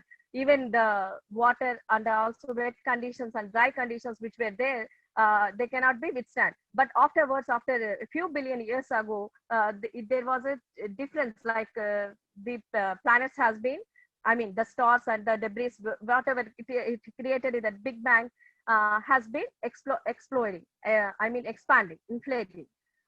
So we can see here a few minutes from the Big Bang, it was very hot, and first galaxies has formed, and also expansion of universe began to accelerate.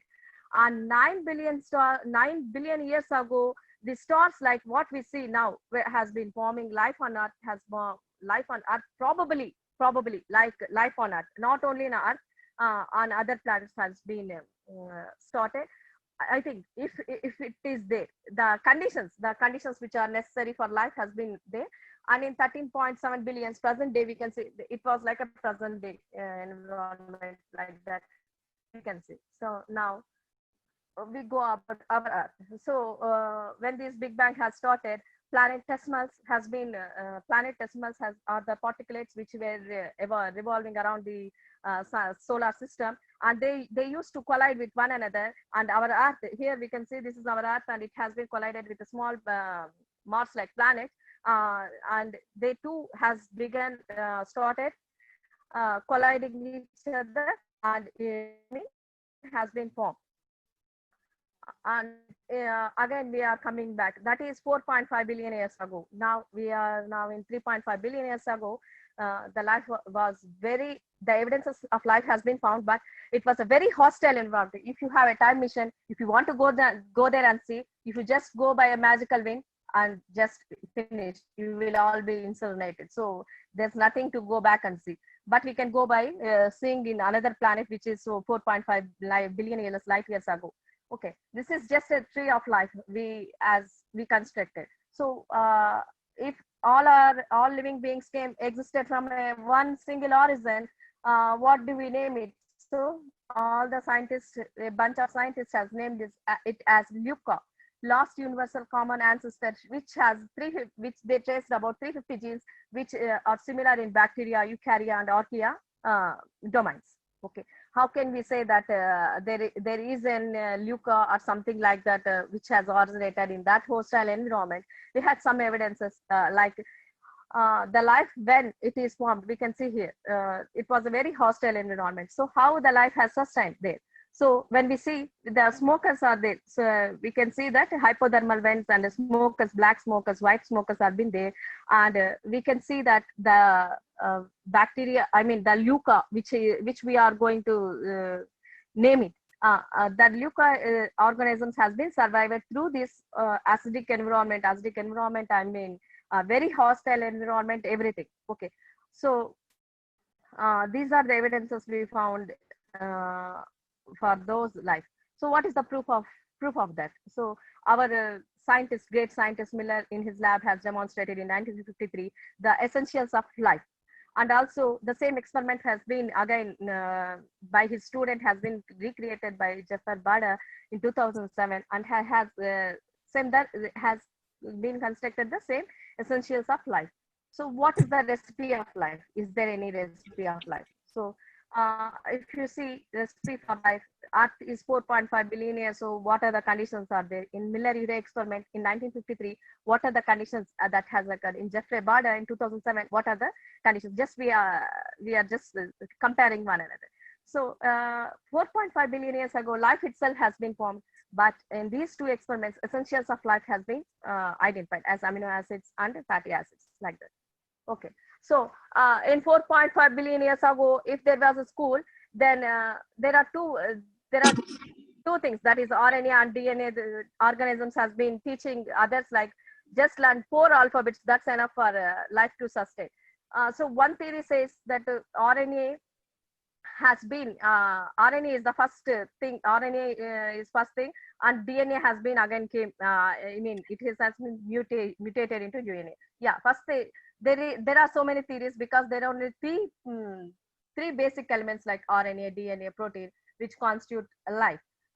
So the basic theory many scientists has agreed is RNA world. That is RNA ionized due to the harsh environment and due to lightning strokes, and has stabilized into DNA, and those DNA has been continued from generation to generation. Okay.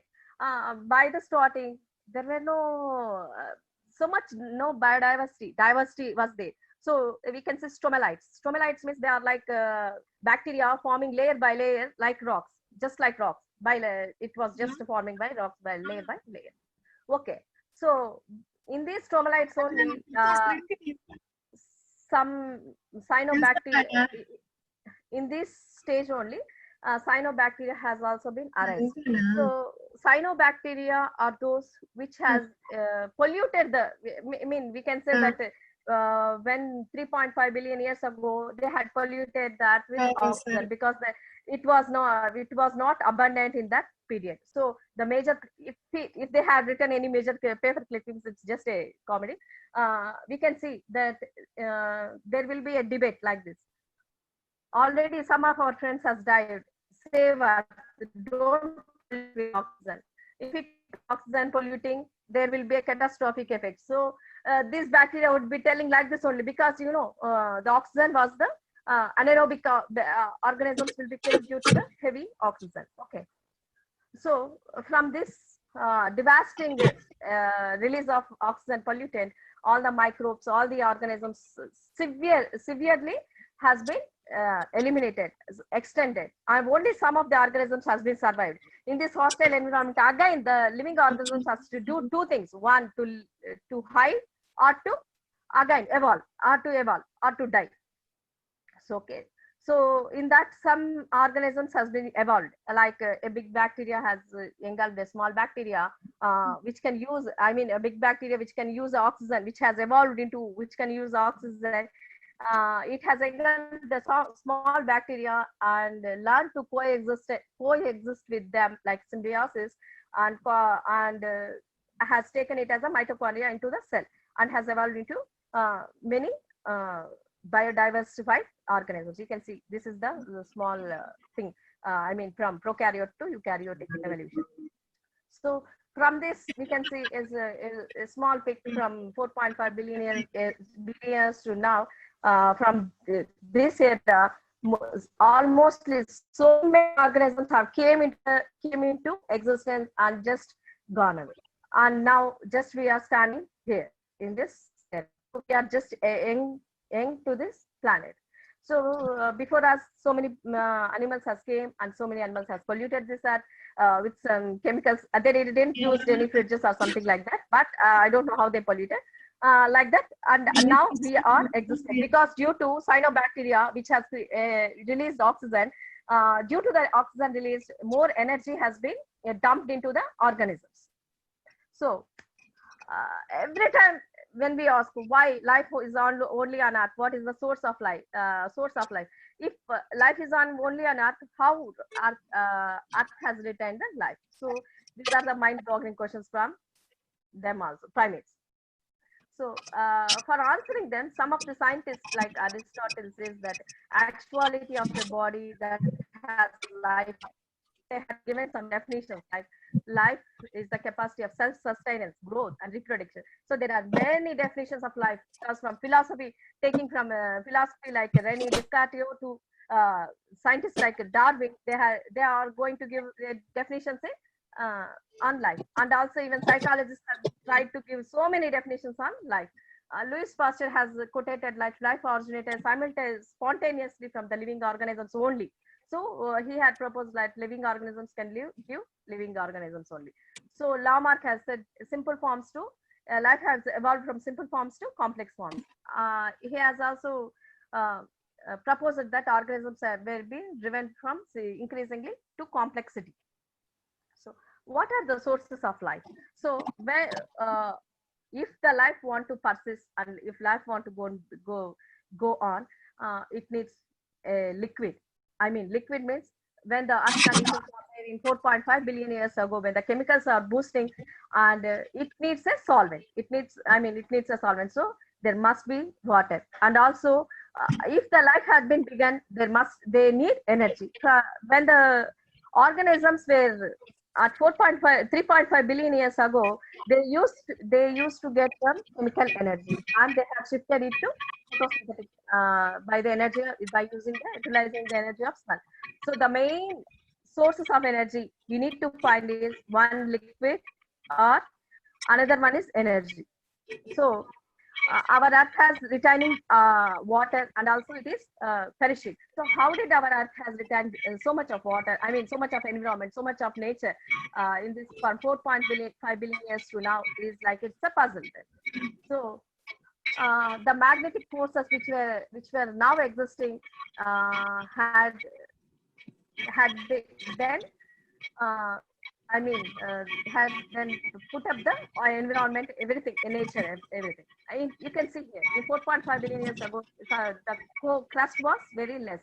And in 3.5 billion years ago, the crust has been cooled. So the life can be sustained. 2.5 billion years ago, it has been somewhat, cool. You can see again here. Here, the organisms were using chemical energy in 3.5 billion years ago, and in 2.5 billion years ago they were relevantly on solar energy. Okay, now today the earth is like this. And also when the organisms has been created, life was easy, but surviving this has become a very hard. Up to now, the surviving of living organisms which were boosted in the form of life is very hard. So how did they survive? How did life survive from the 3.5 billion years to now? It's a puzzle again. From Ordovician, see, you can see now, here. Now we are saying in some environment place, I mean, everyone is saying we are spoiling the environment. The biodiversity has been, resource has been decreasing because we are killing all the organisms and everything. But Earth has also made so many disasters, like 85% of the species has been wiped out from the face of the earth in Ordovician period. In Devonian period, 70%. In Cambrian, Permian, 95%. This is the great dying, we say, at 76%, and 80% has been wiped out from the face of the earth. After this, dinosaurs have been wiped out, and now we are in the midst of the 6th mass extinction, but we don't know how it's going on.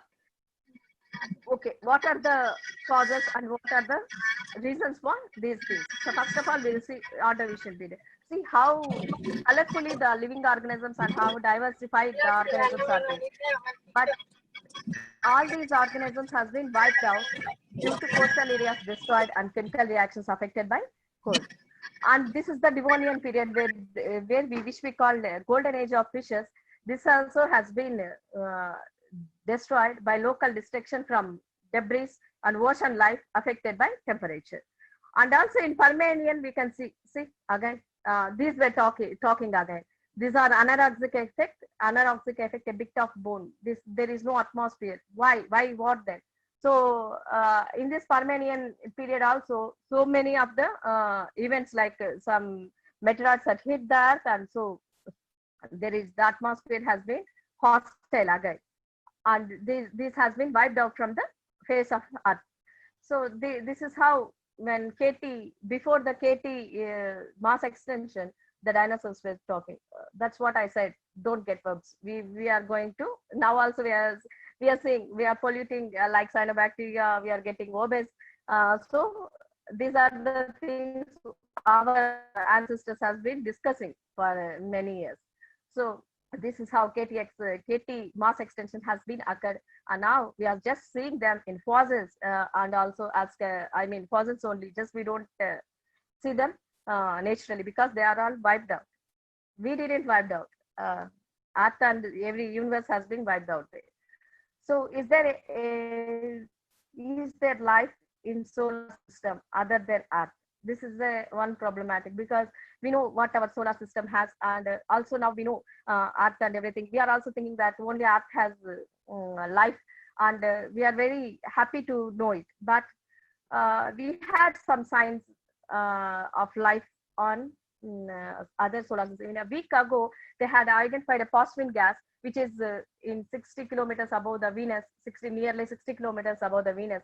So you need to know that phosphine is a product of bacteria and also living organisms.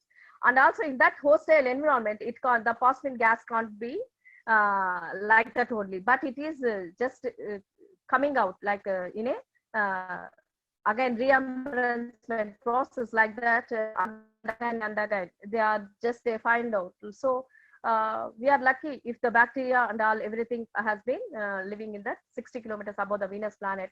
But when we go to the planet surface, it is about 470 degrees. We can't life can't even stay or nothing like that.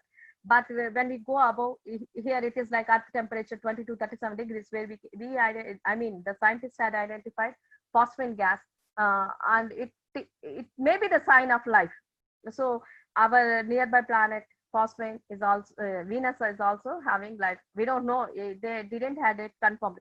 It may be by chemical reactions also. But the major issue is the phosphine gas is the sign of life. So they were very glad to announce that. And also we can see, so wherever the water, so now we had identified the signature of life, like phosphine gas in the signature of life in one of the planet Venus. Now we are going to Saturn's largest moon, Titan. It also have a water reserves. Mainly it has so many water reserves that sometimes we may escape to that.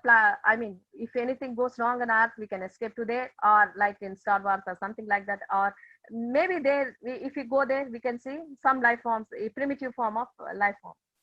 and also in Europa, which is the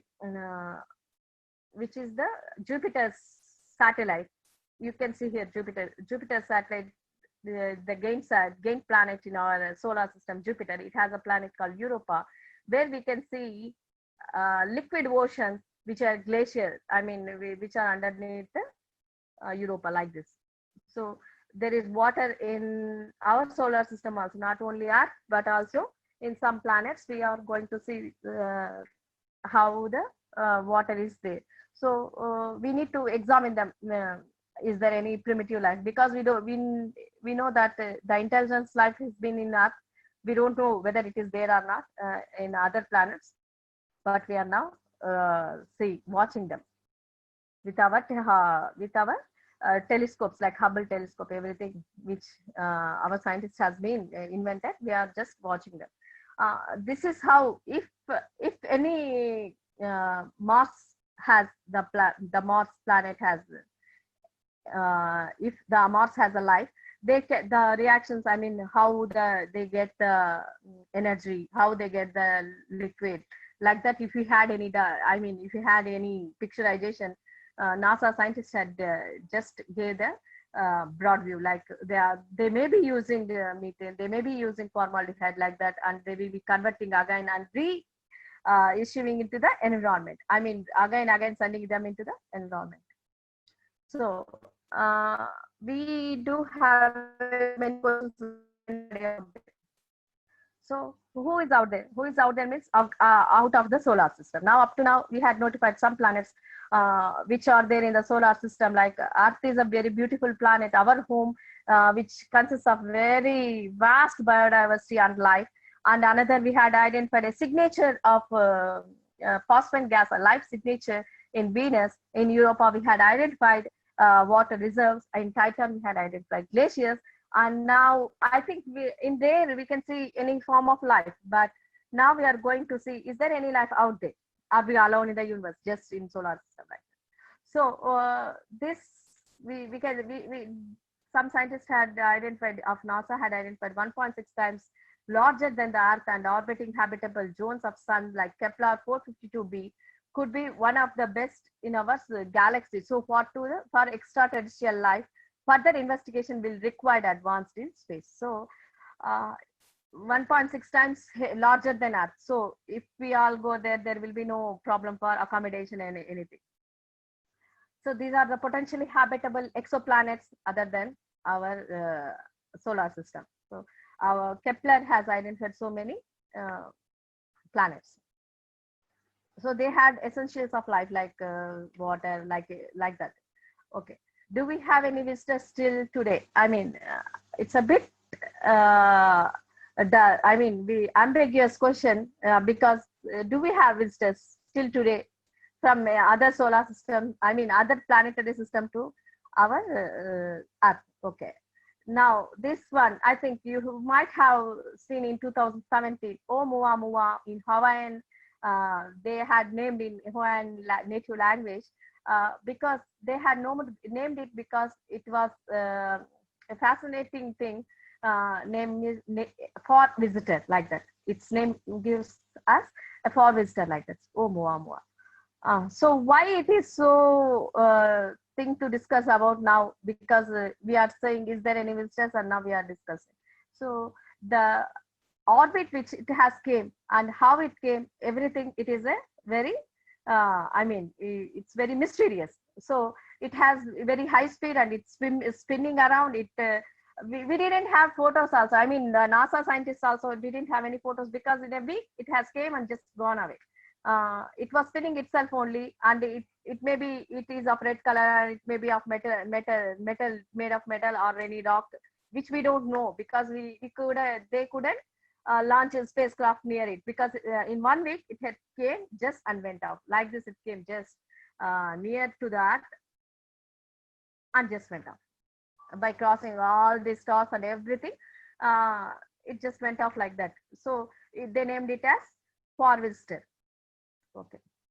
So there may be so many, in universe there may be so many living organisms, intellectual living organisms like we saw in Star movies, I mean Star Wars or something like that, but we don't know. We are waiting because our science has now up to now led up to see these things. If we had noticed these things also before our life is a primitive form, if these things has came to the earth also, we couldn't find it out.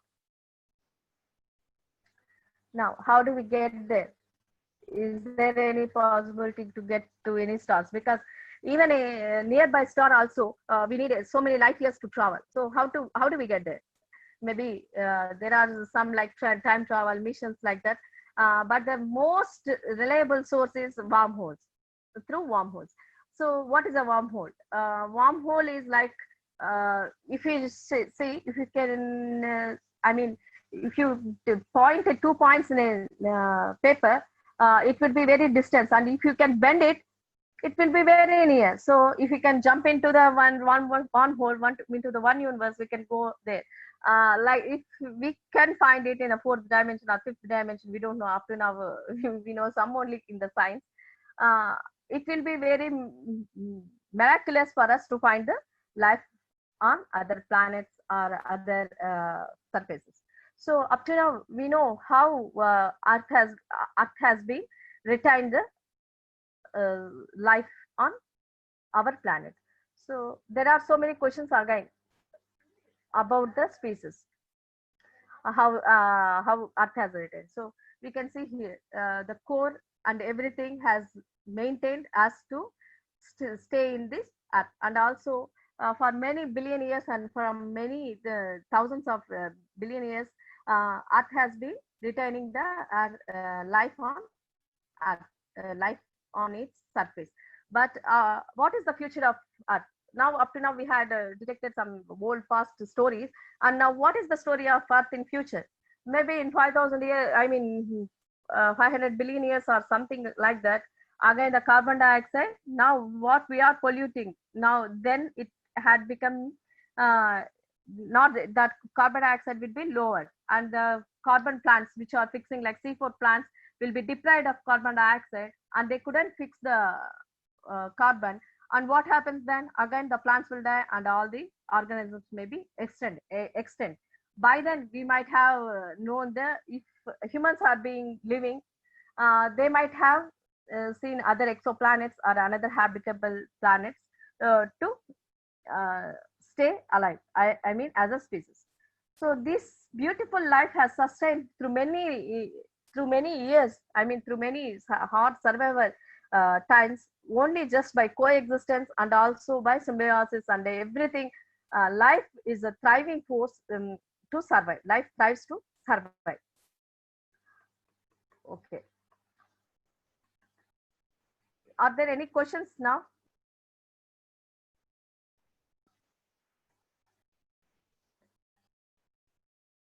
Are there any questions regarding this?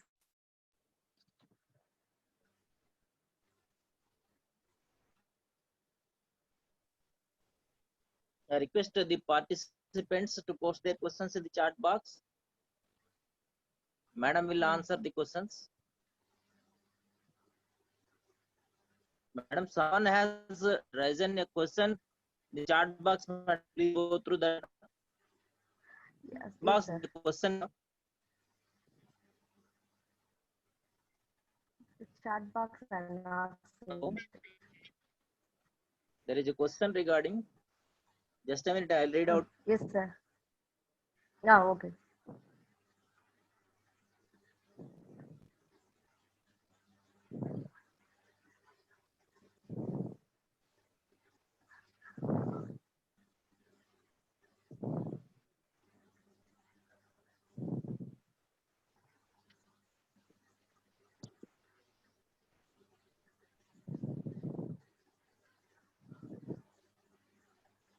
Sir, can you just give me the question? Swati, I will give you the question. Can you please predict how the coming decade will be in terms of biodiversity? From Samson Raju, sir. It's a biodiversity.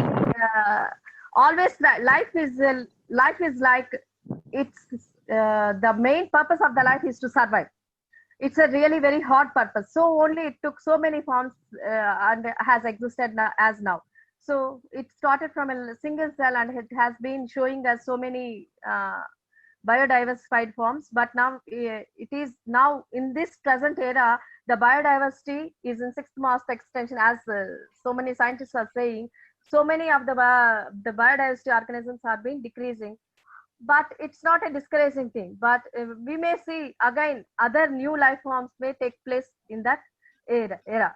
So many life forms has been, as we are seeing here, so many life forms has been wiped out from the earth from time to time, and so many new living organisms are coming in their place.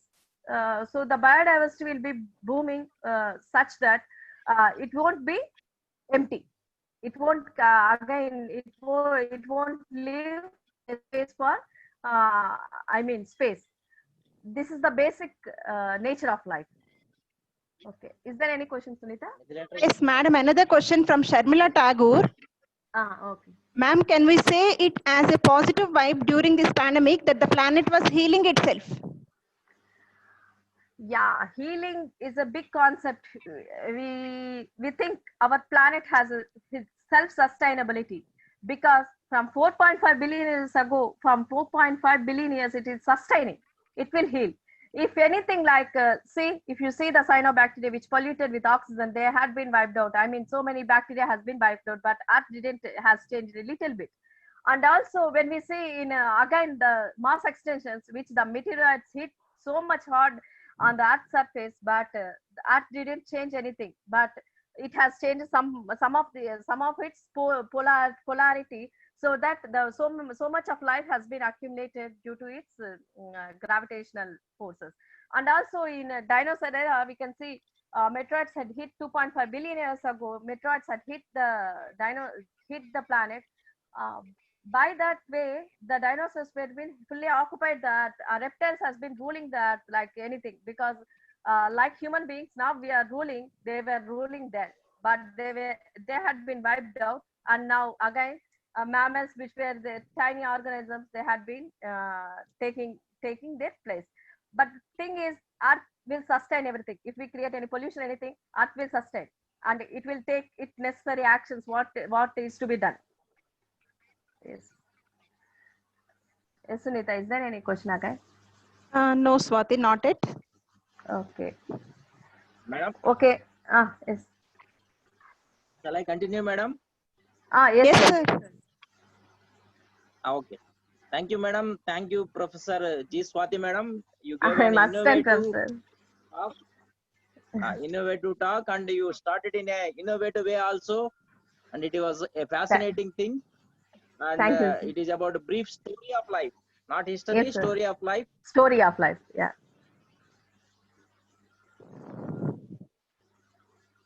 Yes, sir.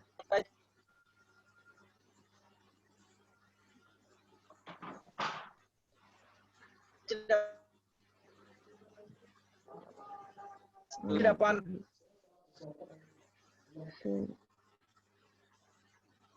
Yes, sir.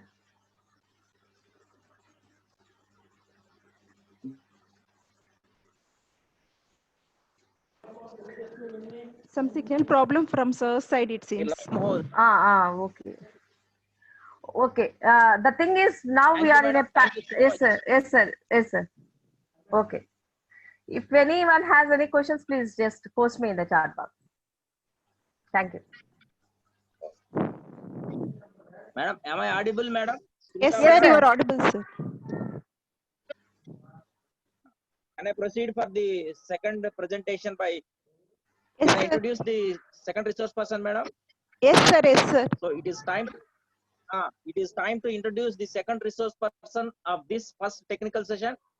Is Dr. Ahmad Abdul Halim Khan, MSc PhD, SET, Associate Fellow, TAS, Assistant Professor, Head Department of Botany, Telangana University. He has a vast research experience. 4 PhD scholars are working under him.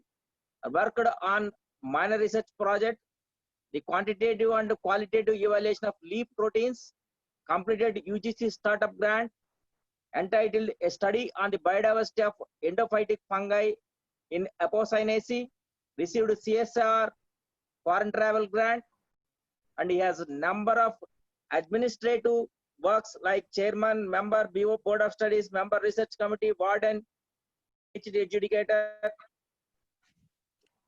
Apart from he has good research experience, he had a number of publications with scholar citation index of 288, H index 6, I10 index 4, research gate citations 178, reads 1869, research items 20.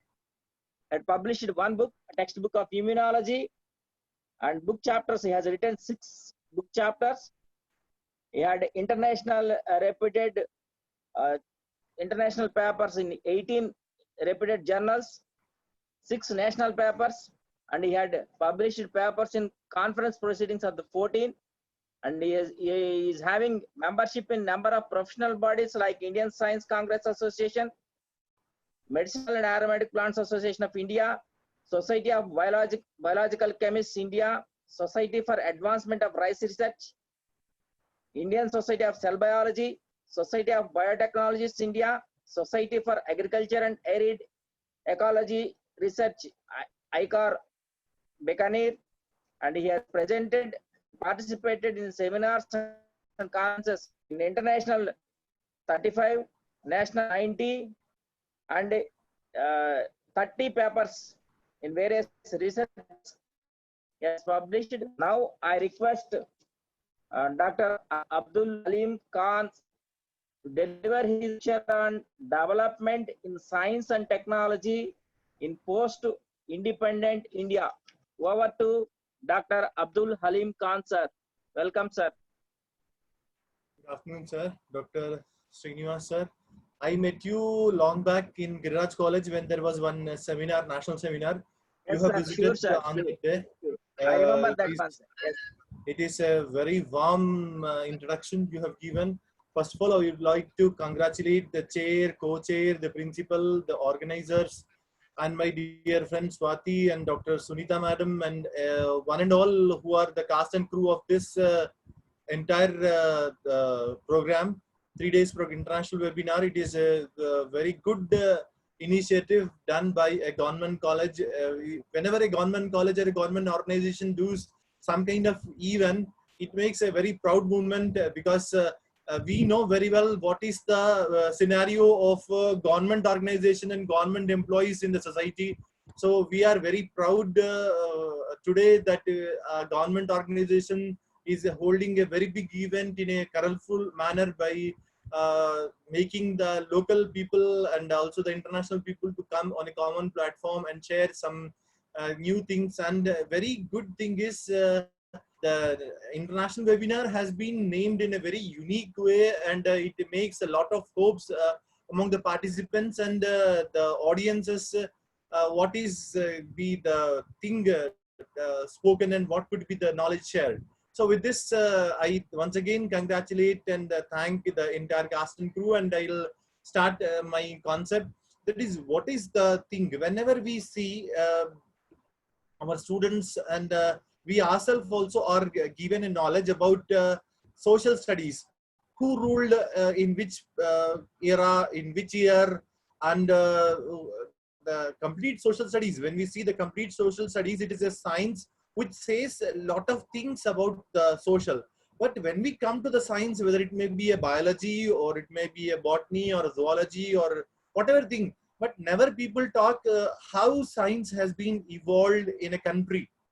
Whatever may be, it may be India or abroad or internationally, east or west, nobody speaks about this concept, that how science has evolved and how today we are leading a sophisticated life. So it is a meager attempt from my side to share that how we have come into a comfortable life and what were the scenes in our country. Though our country is a great country with a good climate, wherever we go, we have all kind of habitats, like desert habitat is there, glaciers are there, rivers are there, plenty of fields are there. So what not? My country, that is why we say Pogadara Mi Talli Bhumi Bharati. So that is true. Where our poets have told, whatever the poets have told, the poets are not wrong. They did not praise. They told the fact. They have made our eyes to open. So they say that our country is, wherever you go, praise my country. Pray, like British rulers used to have an anthem that begins with praise the, means praise the Queen. Praise the Queen was the national anthem for English. So like that, praise the India always. Why? Because it has so many things. It is giving so much things to us. So with this, I'll start. So when we go back, that our country was always being fascinated by foreigners. We can say non-native people. The Aborigines were there in India, but though these Aborigines were there, but India was always from centuries long. When we talk, they were people invading always country, and always they took loot. They made lot of things from us. If we go in every corner, some or the other part of Indian, like Kohinoor is there, or something is there in some part of the world. That is the greatness of India. So, but when we talk about the independence, when we talk about independence, we always talk more about the particularly British rule. We talk about British rule because East India Company was the major one, which was the 300 above years ruled country. And at that time, it was the whatever country was there, the country was considered into a poorest country among in the world, poorest country in the world. And literacy rate was very, very low. That was only 12%, hardly 12% were educated people, and the life expectancy was very less, 32 years, a man, average man. And at the same time, there was a lot of diversity in culture. When you see, countries are there, many countries are there, but here in only one country, so many languages, so many religions, and so many color of people. Though we are one, but we all belong to same motherland, but there were a lot of diversity. When you go in north, something different. When you go in south, different. When you go in east, west, every part of the country, there was a lot of diversity, lot of color. So because of the cultural diversity, again, we had a bad impact on our country. The Britishers went off, and they had a divide and rule policy, and our country was unfortunately divided into again 3 parts, as you know very well. So I don't want to talk all that. But now, after the independence, or when we stand today, India fortunately has become the top 5 economies of the world. So the journey from poorest to top 5 economy is bit glimpse in my presentation. So we always should be proud that our country has traveled a long way, when we see that and India has grown, and our Indian subcontinent has grown, and it brought a lot of things to our nation. So the science and technology was having an important role in making the country to become a top 5 economy. There were a lot of things done. That is, the 2 important things done was the self-sufficiency in food. As you know, the world's important business is agriculture. People say that IT is there, this is there, that is there, but people always forget. What they forget is agriculture is the backbone of the nation to give not only food, but also the money.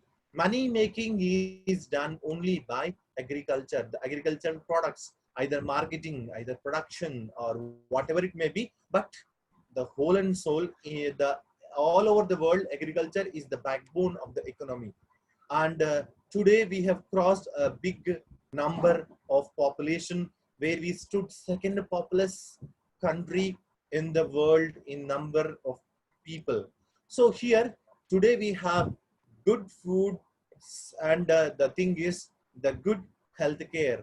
See, we are now facing a pandemic. Though we are facing a pandemic, but still death toll is very, very, very low in our country, just because of the policies of our government and the policies on developments and the different research R&D organizations in India have made all these things. Okay, so today we are not only good in food making and healthcare, but also we are good in academics today. As you know, our citizens, our Indian brothers and sisters are working everywhere. Proud to say NASA to Japan or whatever part of the world, wherever you go, our academics are very, very famous, and our basic science, the lot of contributions have been done from Indian science, though records were not done properly, but still we have lot of science, kitchen science, lot of science originated from our country.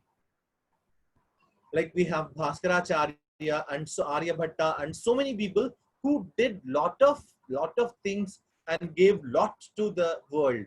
IT, pharma industry, and nowadays space research is the leading part of our country, and there are so many other sectors where the country is moving very fast. People still say it is an underdeveloping country, but now it is not the world which can called underdeveloping country, because even though there was such a long lockdown in a country and there were a lot of ups and downs, but still we are leading a good life and better life than the other countries compared with the Asia. When you see the Asian continent or other African continent or other continents where there are people struggling to live, here that is not there.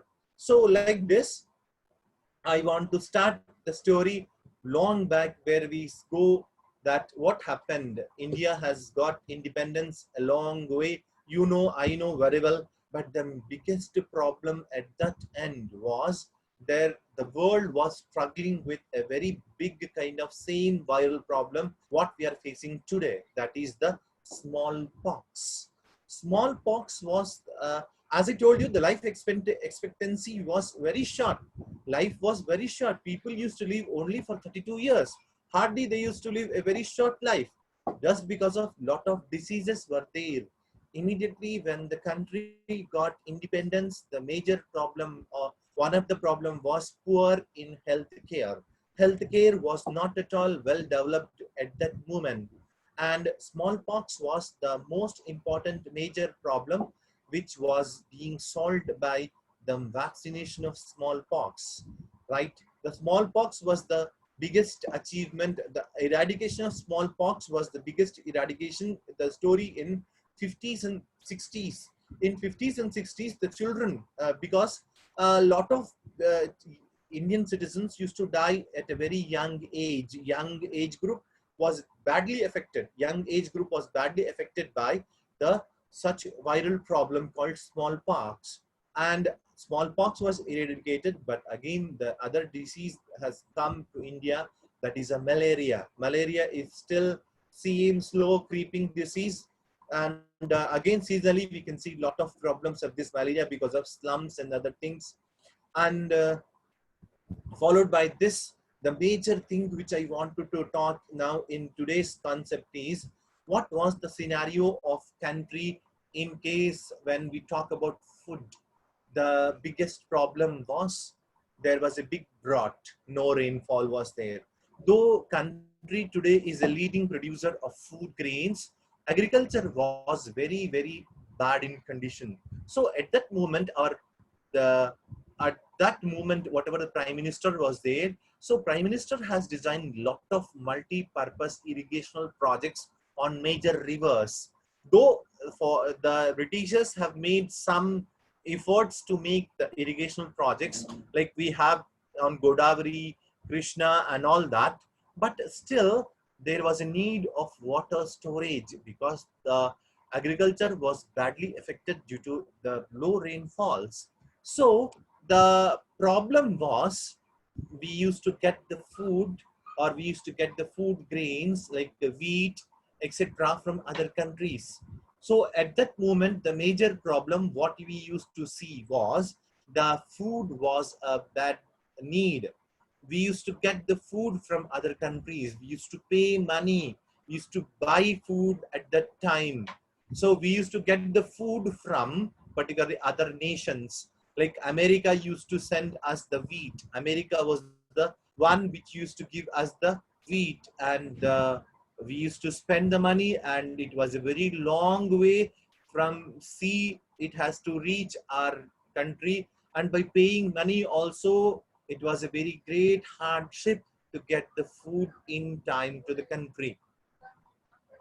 So Norman Borlaug, the person who was a pioneer for Green Revolution, he in 1960s has done a lot of efforts, and followed by our Indian Norman Borlaug. You have to see the one picture where we can see MS Swaminathan. Still, he is there with us.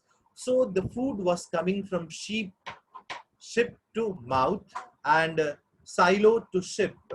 This was the condition, this was the situation in what we used to see in the country.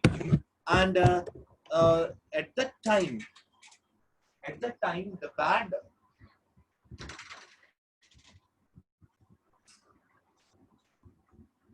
at that time the food was coming from ship to mouth, but now we have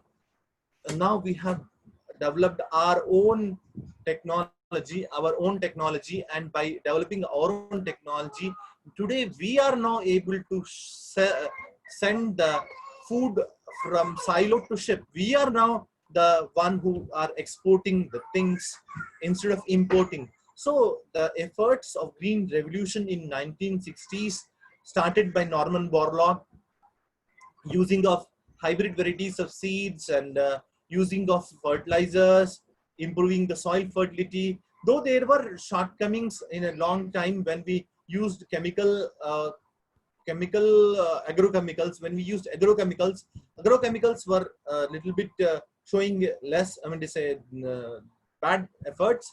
But at that moment, in 60s, the lost business agriculture turned into a beneficial benefit. It has given a lot of benefit to us.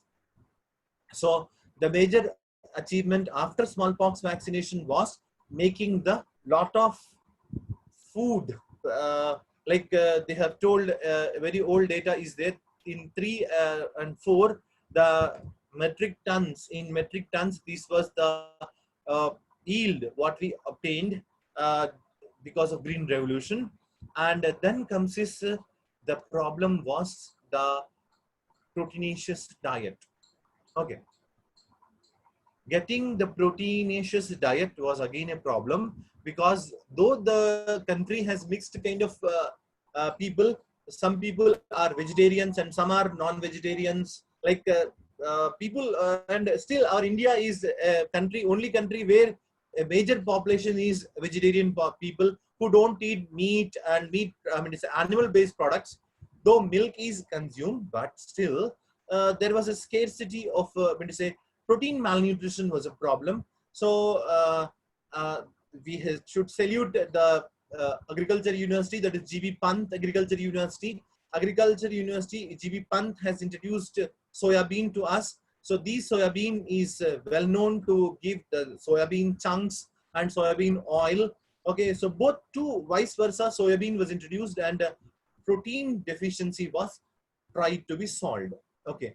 Then comes this 69 and 70s era has come. After 50, 60, 70 has come. Now the country has developed lot of nutrition-based research to give what is the status of country, what the citizens, what the people in India need actually. So at that time, the government has started the institutes, national institutes. One part of that is the National Institute of Nutrition, which is located in Hyderabad, and there are some other research institutes slowly has come by 70s, and by the evolution of this institutes based on who conduct research in nutrition, they have given us solution by doing lot of work on biochemistry and metabolism. So, and they have also checked the nutritive value of the Indian foods, and they have checked what kind of diet should be there, appropriate diet should be there, and how to manage and prevent the nutritional problems, how to work with the community like that. And ultimately by 70s, food items and what kind of food should be given, what kind of food ingredients should be there in that table, dietary table. So a lot of things a lot of dairy was there in India. So protein, calorie, nutrition, malnutrition was solved by 70s, and then comes is we can see the two major diseases were eradicated. That is goiter. You know very well goiter. That is lack of iodine containing salt or iodine containing food, which is making the to say goiter. And the other one was a big problem, that is night blindness. And by 70s, all these nutrition-based diseases were come to an end. Okay. And then comes is the next important part, that is the drug. So in a big part late, I will be in the presentation going how the slowly drug, or you can say your whatever medicines, your medicines have, after the nutrition, next thing was a treatment, getting the proper chemotherapeutic compounds. So here comes is we can see that the chemical, drug industry or pharma industry was very less in our country at that time in 70s, and they have started the drug companies, and a major employment was solved in 70s by growing the pharma, and healthcare was become very strong. And after that, lot of academic development was done with lot of new biology labs and departments in various universities. You can see the list of new universities, and lot of techniques were there. When they say new techniques were there, like structural biology, monoclonal antibodies, RDNA technology, bioinformatics, and so many new things have come, and no new universities, new institutes have come.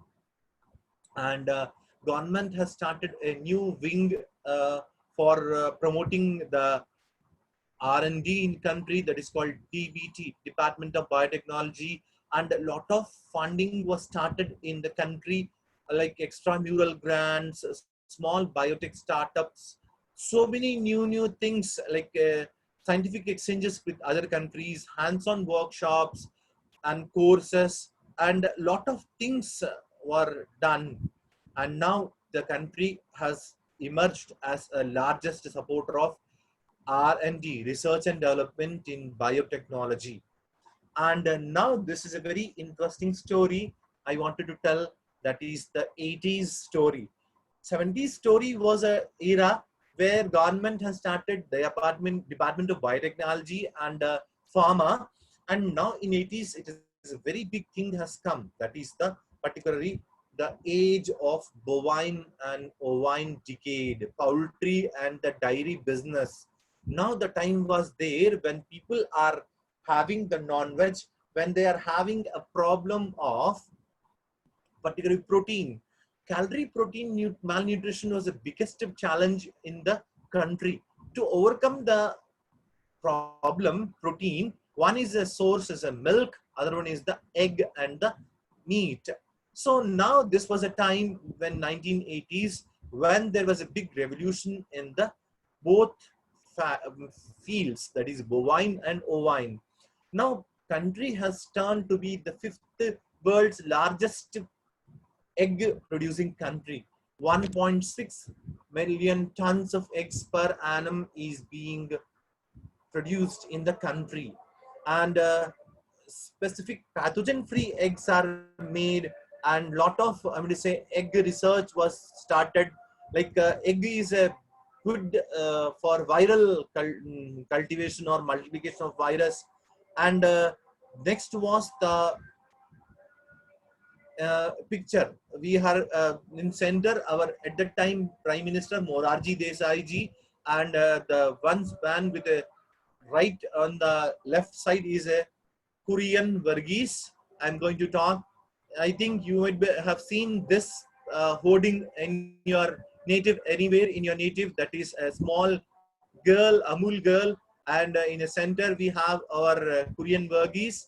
And now is a era where we have got a lot of food for infants, because there was a big challenge. What was the big challenge? Challenge was the young ones are born either with a low calories, or after that the mother is not able to feed the babies was a big challenge at that time. And for that, they have tried for a particularly infant milk substitute, that is the Amul spray. It is the time when we, in 80s, we got a substitute of milk. Why we got the substitute of milk is because the milk in some seasons are plenty and in some seasons it is very scarce. When the summer comes, we can see that milk supply becomes less. When the other seasons come, then season wise, like that was a problem. So here is a beautiful picture how the white revolution has commenced in India and how the Amul has revolutionized the ideology of Indian minds to get the skimmed milk, because in some seasons there was a plenty of milk and in some seasons there was a scarcity of milk. So till that time there was no skim milk, powdered milk was not available. So when you see prior to 1945, before independence, the farmers of a place called Kaira has seasonal rains, and elsewhere in the country the milk was produced and sold in a, when there was more milk, the milk price used to fall down, and when the milk was less, the milk price was going up. Less milk, more price, more milk, less price. This was a way farmers were being very much affected, very much affected. And now the 46, when we talk at that time, Morarji Desai was the person who held a meeting with particularly the farmers of that place, and he started societies for the first time in a district of Gujarat, that is Kaira, and he made some efforts so that the milk farmer should not suffer. And then in 1948, the process called pasteurization was introduced, and these societies have started producing, I mean, it's collecting the milk, 250 liters per day, and they used to pasteurize it, and they used to have a step, that is they could preserve the milk for some time. Okay, then comes this, it was in 1956, some 7 years, 8 years after that, they have started the particularly change in a milk. They started making milk products from excess milk. When the milk was excess, it was not sold at a less price. Instead of selling it at a less price, they did is they have gone and they have they got the idea that when the milk is excess, they will not sell the milk at a less price. Instead of selling it less price, they felt that the milk should be utilized for the making of butter and the skim powder. And like that, in 65 in Anand, there was a board called National Dairy Development Board was developed. And then in 74, the particularly India's first milk sachets were developed, okay, by using low density polyethylene. And likewise, the milk today has become the, today till date, from 1974 to till date, we are getting the milk in the sachets, right? And now it is a time when we talk about the 90s.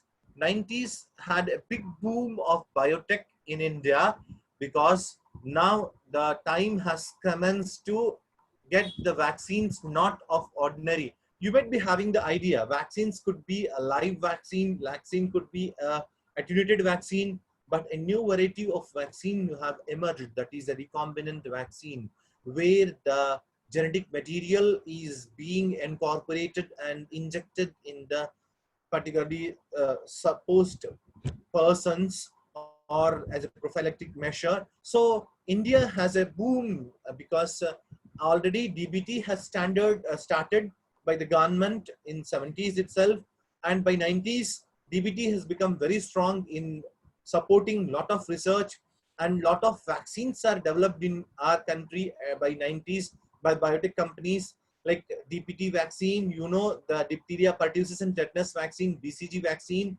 for the TB, then MMR vaccine, that is a triple antigen vaccine, oral polio vaccine, then the FMD, then hepatitis B, rabies, leprosy, poultry vaccines. So poultry industry was also in a bad impact of various viral problems. So at that time, 90s, they have started giving different vaccines in poultry industry also. And several vaccines were under trial, and now these all vaccines, like HIV is still undergoing, and malaria is still undergoing, and diarrhea is still undergoing, because all these vaccines are still in the pipeline. And now it is a time to talk something about how the pharma industry in 70s have come into the limelight.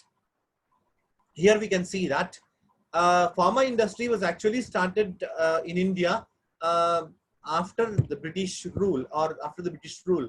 Before British rule, as we know very well, that our country was being having two systems. One is our old system, that is the Ayurveda, Siddha, and the other one is the Unani. These two forms were by using the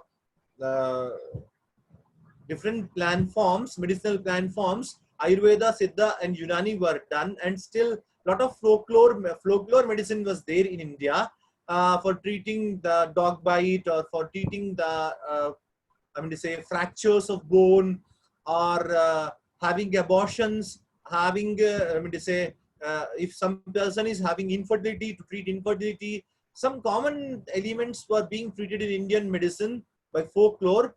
The Britishers have started in 19th century some pharma company by the existence of chemotherapy. When chemotherapy has become the important part, chemotherapy, if not before chemotherapy, we were depending on the medicinal plants for treating the various ailments, right?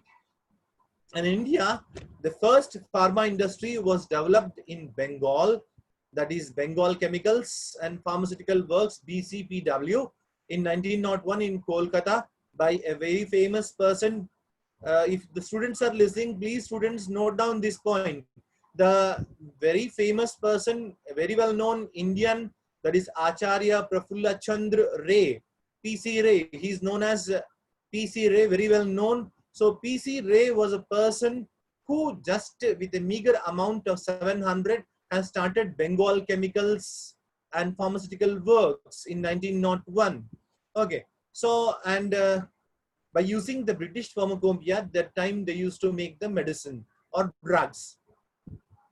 And soon after that, we got the first Indian chemical drug testing laboratory, that is NCL Pune. NCL Pune was set up in 1950, and by 1965, a lot of programs have been done. You can see the list under the leadership of Dr. B.D. Tilak, the director of the institute, and NCL Pune has done a lot of products like berberine hydrochloride and some hexyl resorcinol, hydroxycoumarin, phenoxyacetic acid, and so many things were being developed. And today, the lot of drugs are there available in the market, which are developed by NCL Pune. Still, NCL Pune is a star in the Indian chemical drug testing. And then comes is the next one, that is the CDRI, Central Drug Research Institute, Lucknow. It was just 1 year later of the NCL Pune developed, and it was also known to screen, synthesize, and developmental studies and scaling up of the drugs, lot of drugs for our country, and a lot of lot of patents have been, a lot of research articles, lot of patents, lot of international patents, Indian patents, and lot of people who are pursuing PhD in this institute, Lucknow. And then comes this, we will talk about a very important company. You might be very frequently purchasing one or the other product of this company, that is called Cipla. What is Cipla? Cipla is Chemical Industrial Pharmaceutical Laboratories. It was established in 1935. At the time, a person called Dr. Khwaja Abdul Hamid, he has started the particularly Cipla or Chemical Industrial Pharmaceutical Laboratories, that is CIPL, and now it has become CIPLA in 1984. And this company today is known to make a lot of generic medicine. This is very interesting story for students, especially generic medicine. What is this generic medicine? I'll be talking, but I'll talk something about Cipla and then I'll move. So Cipla is very famous in supplying lot of respiratory therapeutics, therapeutics for respiratory problems. Cipla is very important, and the lot of drugs against HIV are being made by this, and then comes this very famous or well-known person. I think very well all of us might be knowing. We should thank this person who is known as Kalam Anjireddy. He is a person who did his PhD from the Chemical Engineering Department of NCL Pune, what I was talking, and he started his career from a well-known, renowned pharma association, that is IDPL, Indian Drugs and Pharmaceuticals. Then in 1975, Anjireddy sir has left the IDPL and he started in 1984 a very big today's renowned pharma R&D and manufacturing unit, that is called Dr. Reddy's Laboratories. He was only having 25 lakhs at that time, and he has, with these 25 lakhs, today a well-known person in the, not only our twin states, but also in the in the country, but in the world. He was a son of a turmeric farmer. Most of the children who are attending this webinar should be proud that we are the children of farmer. What we can do? See, Anjireddy Garu is a turmeric farmer, for your well-known thing, and he did his revolutionary thing, and he turned the stone of country, not only his family, but turned the stone of country in the world. So the development of the Reddy's Laboratories is one of the biggest achievement in 1984. And now, dear children, I'll be talking well known about the one small concept, that is generic drugs. My time is going to up, and now generic drugs is, what is generic drug? See, when for example, when you're making a new invention, for example, suppose you're making a new invention. I have made some chemical compound which is useful for treating a fever, paracetamol. So then what I will do is, I will go and make a particularly report in an office called patent office. Then after getting a patent, I have the patent office, from patent office, whatever the records are there, I can sell to somebody. But this patent, I mean to say, patent means nobody can use this drug or nobody can make the drug. But as per the US patent office, after the 20 years of making a drug, the rights, whole rights of that whatever making is there will no more in the hands of patent person, holding person. So the same drug can be made with some other name, same means same chemical composition. Okay, here the line, after 20 years period when patent lapse, the company can manufacture the same drug with same chemical composition. Such drugs are called generic drugs. Jan Aushadhi. If you know, now the government has started Pradhan Mantri Jan Aushadhi, where a lot of generic drugs are sold. In India, India is a capital for generic drugs, means they will make lot of drugs. Why we will make a generic drug? What is the need of making a generic drug? So why we make a generic drug is because when the drug is sold by patent, the price will be very high. For example, 1,000 rupees one tablet you will get, but the same tablet, when it is coming to a generic drug, it will become 100 rupees. 1,000 rupees drug downs to 100 rupees. Just they will be putting the manufacturer charges and they will be selling. That is the Jan Aushadhi now what is doing now. And now the India has become the largest producer for getting the generic drugs. India is the largest. So we are making a lot of bulk drugs. So see, there are two type of drugs. One is a finished drug, other is a bulk drug. What do you mean by bulk drug? Bulk drug is just nothing but powdered form. For example, I am having a For example, I'm having a paracetamol. Paracetamol first will be not in the form of tablet. It will be in the form of powder. So powder form of drug without any mixing is called bulk drug. But after making it into a tablet form, it will become a finished product or finished drug. So we have bulk drug, we have finished drug. So 95% of the bulk drugs are made from our country. So generic drugs and bulk drugs are made lot of things in our country. Now, third largest of the world's, I'm going to say, bulk drugs are being supplied, and 13 largest in the value.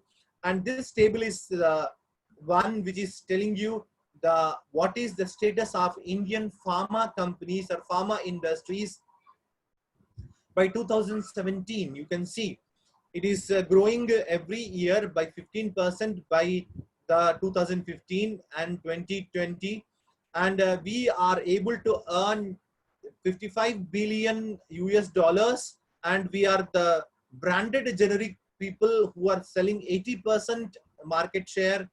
Then lot of things, whatever details are there, and government is moving far to develop their pharma business and earn lot. So these are some of the drugs and healthcare products. These are some of the healthcare products where you can see not only drugs but also diagnostics. Lot of tests nowadays. You are seeing that RT-PCR is done or immunodiagnosis is done for our viral infection, present viral infection, COVID infection. So the immunodiagnostics is based on antibodies, using antibodies or antigens like that. So lot of diagnostics for radioimmunoassay, enzyme linked assay, and HIV and hepatitis, all these are made in India. Lot of drugs, you can see the lot of big list. So as first speaker was talking about diabetes, so insulin is also made in India, and a lot of monoclonal antibodies to treat lot of illnesses is done by India, and lot of antiretrovirals are being done. Then also non-steroid anti-inflammatory drugs are made, interferons are made. So many big list, not only this, whatever shown in the slide, but a big list of drugs is made by India. Big list of diagnostics are made by India. Then agri-biotech products. This is very important because our agri-business has turned into a very good milestone because of getting lot of hybrid varieties of superior seeds are developed. And the more important is we are having lot of biopesticides developed in our country. And you know our country very well practiced. We have lot of animals, bovine animals at home. So what we'll do is we'll collect the manure and we'll use it as a fertilizer. Not only that fertilizer, but also nowadays lot of biofertilizer companies have emerged which are using the lot of biofertilizers in the form like cyanobacterial fertilizers are there, or some other fertilizers are there. Not only that, some bioinformatic based drugs are also developed in our country.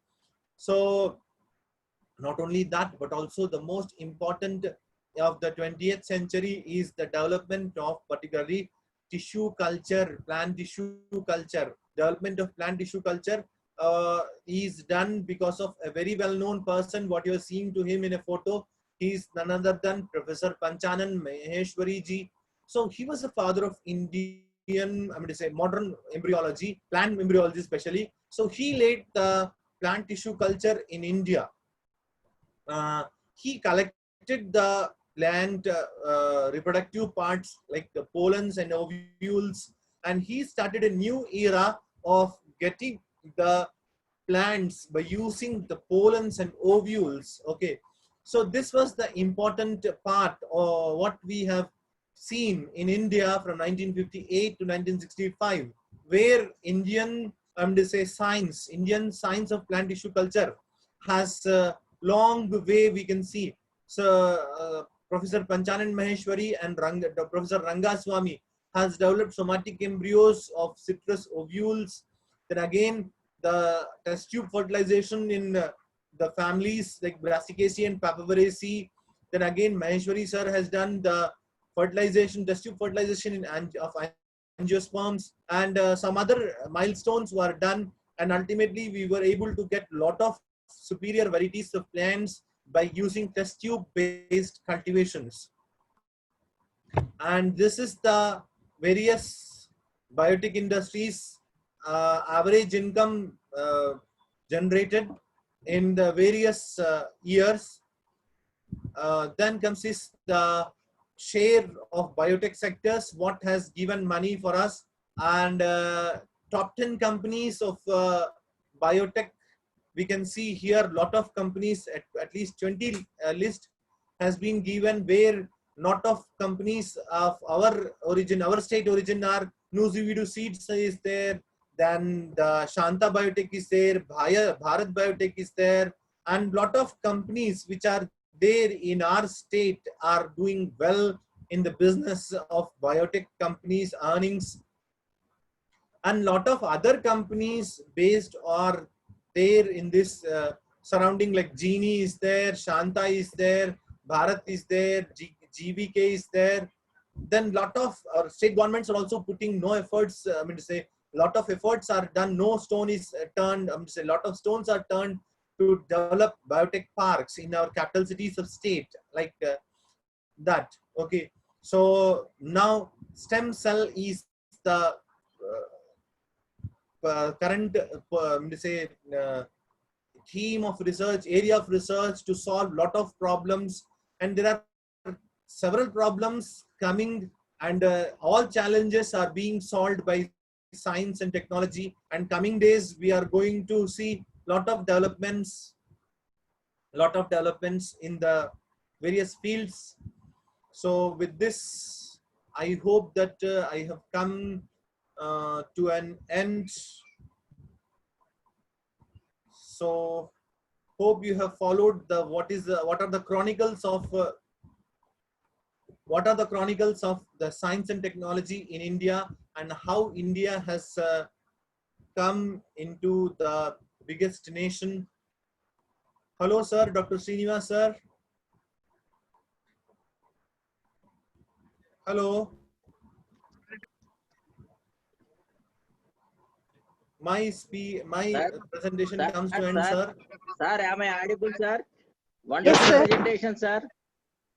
Wonderful presentation.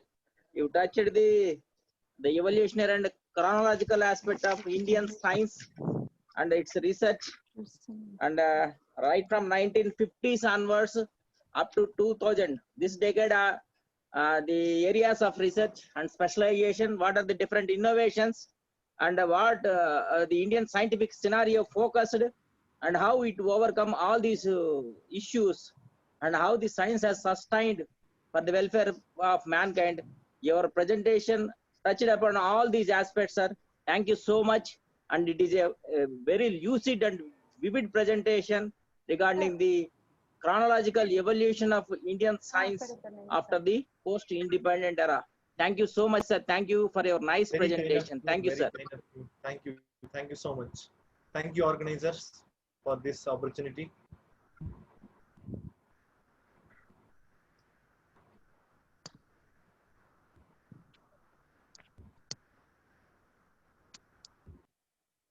Sunita madam.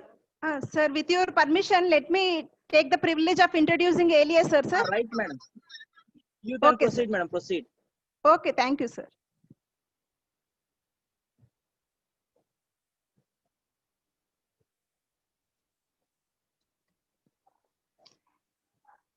It's my privilege to introduce the resource person of this session, Dr. B. Elia, who is a colleague as well as a teacher for me. Dr. B. Elia graduated from Andhra Lailo College, Vijayawada, Andhra Pradesh, an institution now NAC re-accredited at A+ and ranked 36 by NIRF. Dr. Elia did his post-graduation in zoology with aquaculture specialization from Acharya Nagarjuna University, Guntur, Andhra Pradesh. He has a doctorate in zoology from Acharya Nagarjuna University. His thesis titled A Study of Systematics, Phylogeny and Biogeography of Bathynelations which includes Crustacea, Malacostraca, Syncarida from peninsular India, with a description of 8 new species, is the first of its kind on groundwater biodiversity, not only from India, but from the whole of South Asia as well. For his doctorate, Dr. Elia Bandari worked under Professor Dr. Y. Rangareddy, a world-renowned copypod taxonomist, stegobiologist, and Janaki Ammal Awardee for animal taxonomy for the year 2007. While researching at Acharya Nagarjuna University, Dr. Elia also taught for some duration in the Department of Zoology of Andhra Loyola College. Dr. Elia got trained at Rajiv Gandhi Center for Biotechnology, Thiruvananthapuram, on DNA barcoding of animals using cytochrome C oxidase subunit 1 in the year 2014. Dr. Elia entered into government service as Assistant Professor of Zoology in the year 2011. His first posting was at PR Government College Autonomous Kakinada, Andhra Pradesh. While at PR Government College Autonomous Kakinada, Dr. Elia completed one UGC Zero minor research project on the Bathynellasian biodiversity of subterranean waters of Andhra Pradesh with an emphasis on systematics, phylogeny, and biogeography. Dr. Elia till now published 5 research articles, all in international journals. His other research interests include molecular phylogeny, historical biogeography, and biospeleology. Dr. Elia is now with Government Degree College Pittapuram, Andhra Pradesh, as an assistant professor of zoology and organized one international webinar on biomedical product development, challenges and opportunities quite recently. With this brief introduction, I invite Dr. Bandari Elia to deliver his lecture. Yeah, Welcome, sir. thank you, madam. Thank you. Thank you, sir. I hope I am very clear Yes, sir, you are regarding my very voice yes, there. yes, sir, you are very much audible, sir. Yeah, thank you so much for those nice words about me. Okay, And I am happy to see my senior colleague, former senior colleague, Dr. N. Srinivas Garu as a chairperson today. I thank Principal Sir of Government Degree College, Ravulapalem, Dr. B.V. Tirupaniam Sir, for giving me this opportunity to share this virtual platform with eminent research scholars and scientists. I also thank Madam Sunita, organizing secretary of this international conference, for giving me this opportunity. And I thank all the organizers and congratulate them for this wonderful international conference. I would like to share my screen.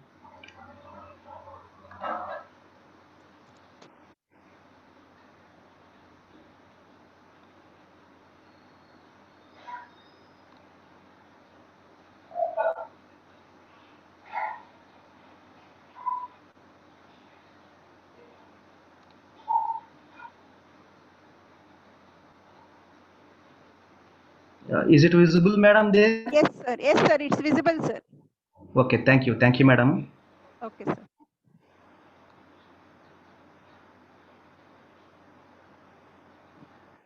So straight away, we shall go to this topic. And I'm not going to take much of your time. Just please bear with me, because this is the last talk.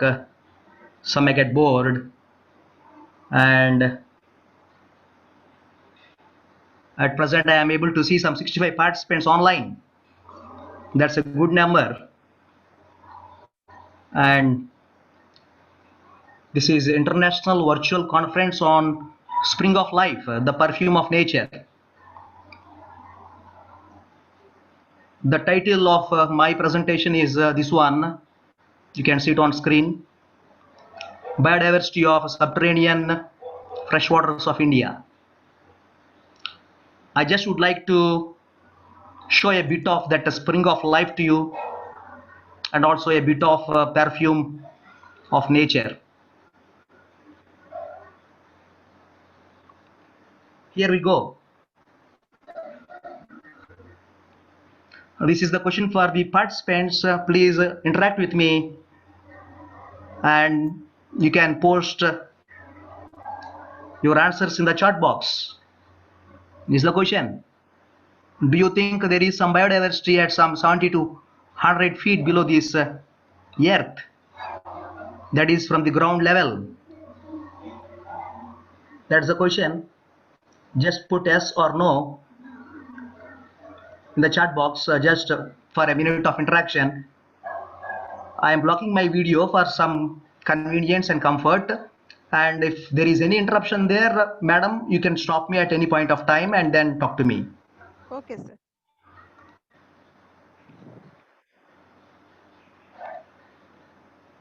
Yeah, one has said yes, only one.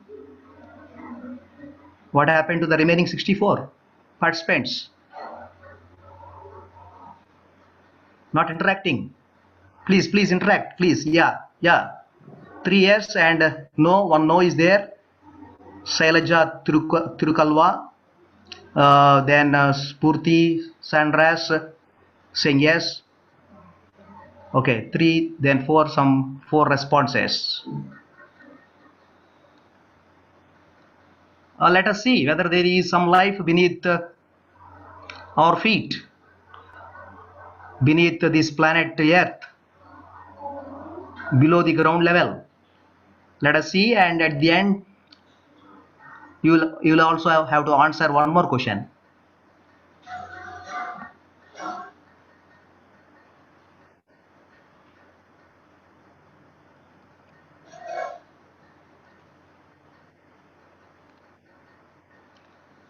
Okay, this is actually the definition of biodiversity. It tells that it is the total variability of life in the biosphere, but it is often seen in the restricted sense of epigean flora and fauna, both terrestrial and aquatic. Epigean means above the ground level. And paradoxically, the vast and varied hypogean biodiversity has received little attention, especially in South Asia, including India. There is a misconception that groundwater is azoic, except for some harmless bacteria. People think that groundwater is without life. And definition for biodiversity says it is the total variability of life in the biosphere. Most people are aware of only epigean biodiversity, that is the biodiversity above the ground level. Today I am going to take you through hypogean biodiversity present below the surface of earth, below the ground level. I am not talking about bacteria or some other microbes. I am talking about kingdom Animalia. Biodiversity of kingdom Animalia below the surface of earth, which is called hypogean biodiversity.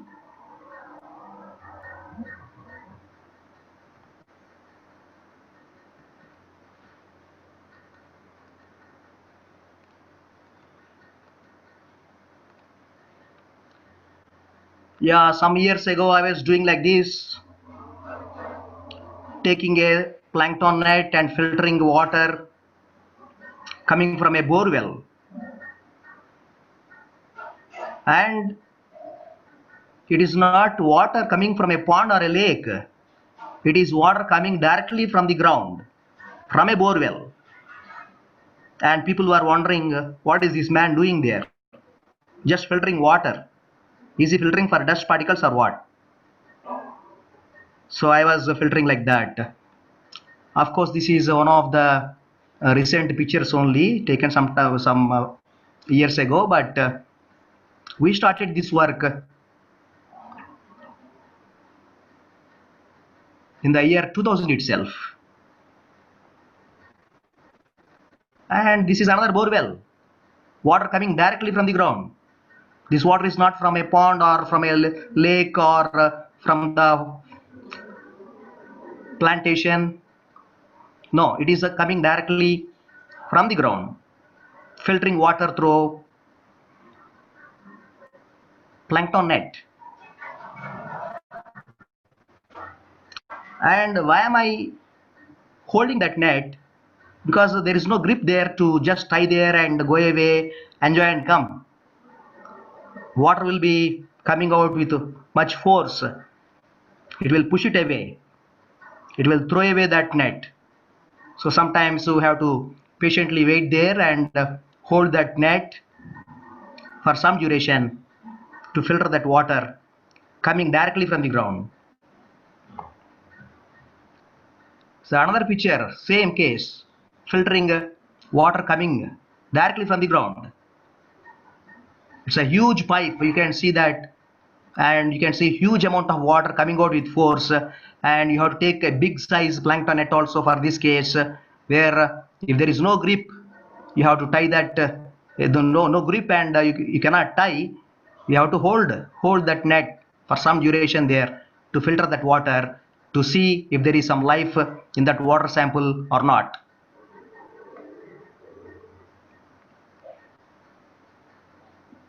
You are seeing on the screen Professor Rangareddy of Acharya Nagarjuna University receiving prestigious Janaki Ammal Award for the year 2007 from Ministry of Environment and Forests. Professor Rangareddy,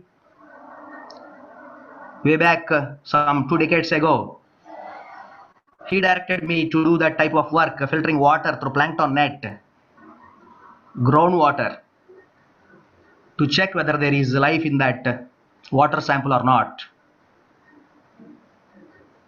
Professor Rangareddy is the one who discovered order Bethnalaceae, which occurs in the groundwater samples.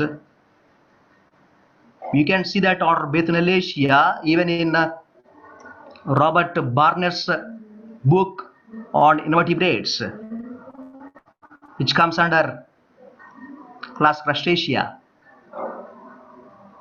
But till then, till the work started by Professor Rangareddy of Acharya Nagarjuna University here in Andhra Pradesh, no one in India knows, they were knowing about this order, one order called order Bethnalaceae, coming under class Crustacea.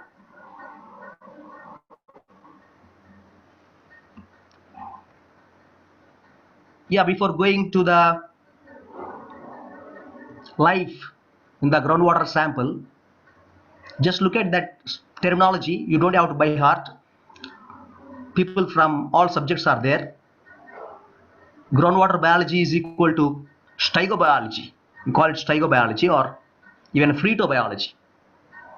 Stegon or stegobion, it is any groundwater biotope. For example, wells, sinkholes, etc. Troglon means water bodies in underground caves and subterranean passages. Crinon means a spring water biotope. Hyporheic, it means pertaining to saturated sediments beneath or beside streams and rivers. Lacustrine, it means sandy and gravelly lake margins.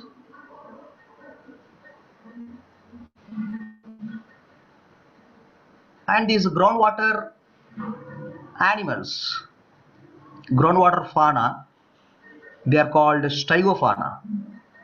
There are different types of stegofauna. Stegobionts means they are true groundwater dwellers. Stegophiles means they are the ones thriving in caves or subterranean passages. Stegoxenes found only occasionally or accidentally in caves or subterranean passages. Subterranean means below the ground level.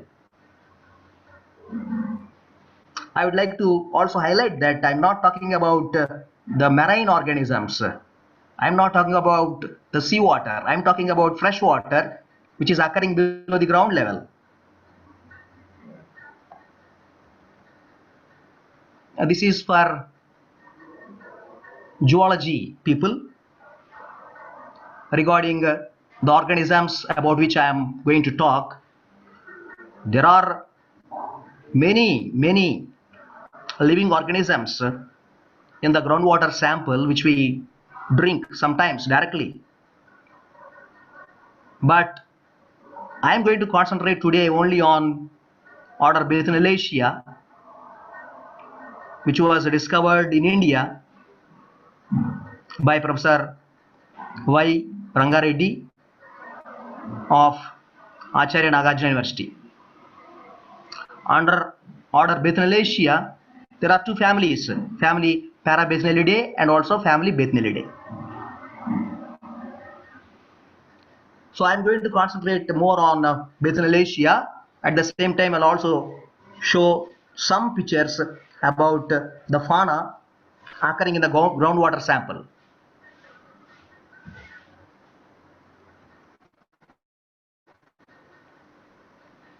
These are the different fauna which appear in groundwater samples. I have put names also there. You can see some cyclopoid copepods and herpacticoid copepods on the screen.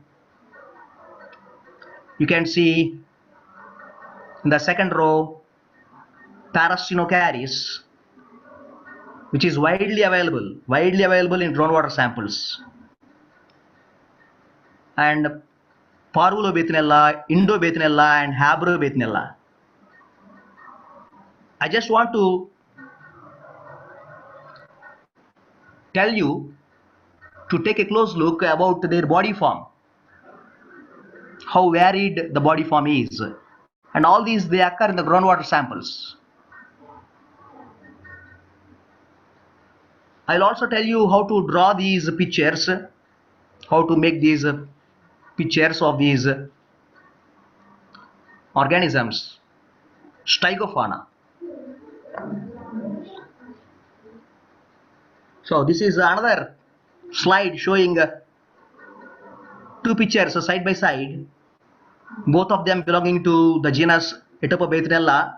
Species are different. They occur in groundwater samples.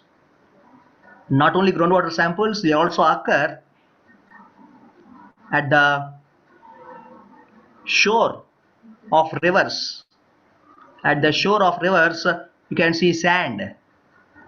So these occur beneath the sand, between the sand particles. I'll tell you how to take out those organisms from the sand.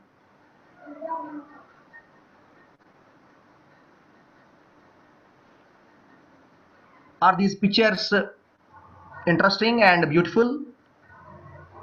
Some participants can post it in the chat box, whether they are interesting or not, or beautiful or not.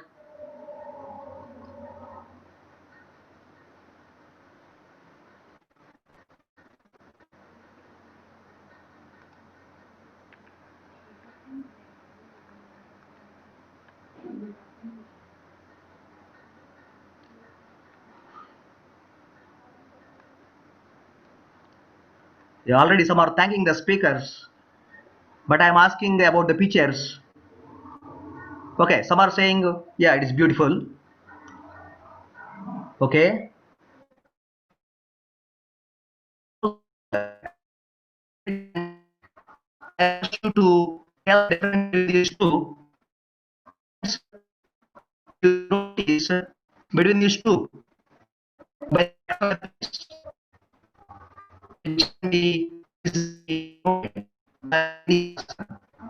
if you ask a layperson, any layperson can tell, sir, this is looking like a prawn.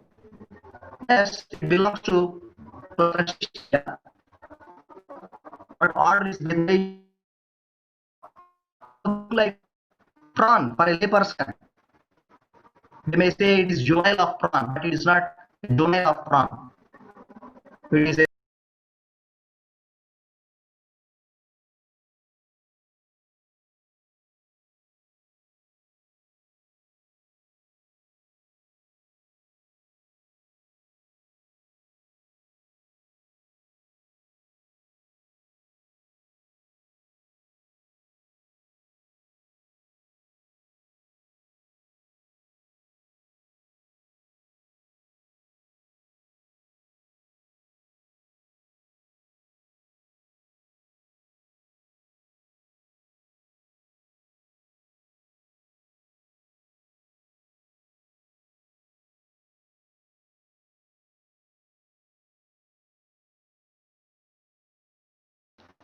Madam, can you hear me now? Hello? Yes, sir. Yes, sir. Sir, it is audible, sir. Audible. Sir, it is Yes, audible. sir, you are audible, sir. What about the screen? Slide? Slide is not Sir, visible. please share, sir. Slide is not visible now? Yes, Yeah, sir. yeah, sir. Please share it, sir.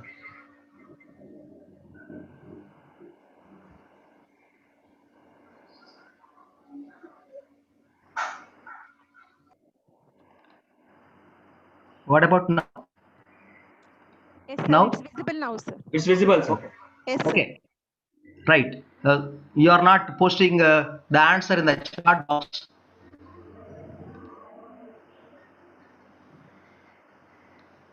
I'm asking the participants to just interact with me. You can post it in the chat box. What difference do you notice between these two? If you observe carefully, you can see the number of legs difference. The one which is appearing in golden color, it is having some pairs of legs. Whereas the one which is appearing transparent on the right side, it is having only 6 pairs of legs. That is the morphological difference which we can understand from this picture. There are many differences. We will see that later, how to study those differences. But this is the one which any layperson can tell by taking a close look.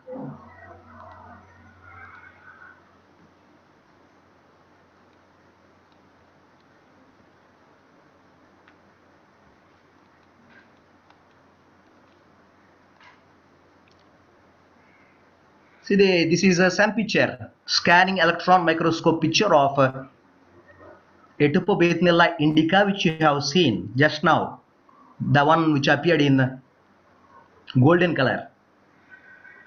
This study was carried out at Rosca Labs of the then Acharya Enjiranga Agricultural University, now which is called Professor Jaishankar University in Hyderabad, Telangana state. It's not high resolution picture, but still we can appreciate this organism from this SAM picture.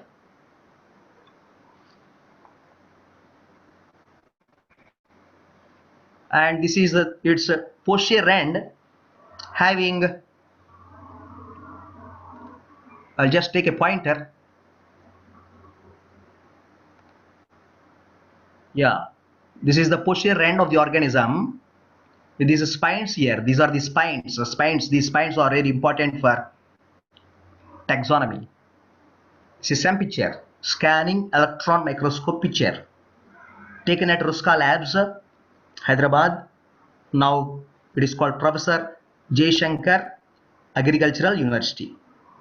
We have to pay heavily for them. It is a payment service, so we cannot carry out a detailed study of these organisms.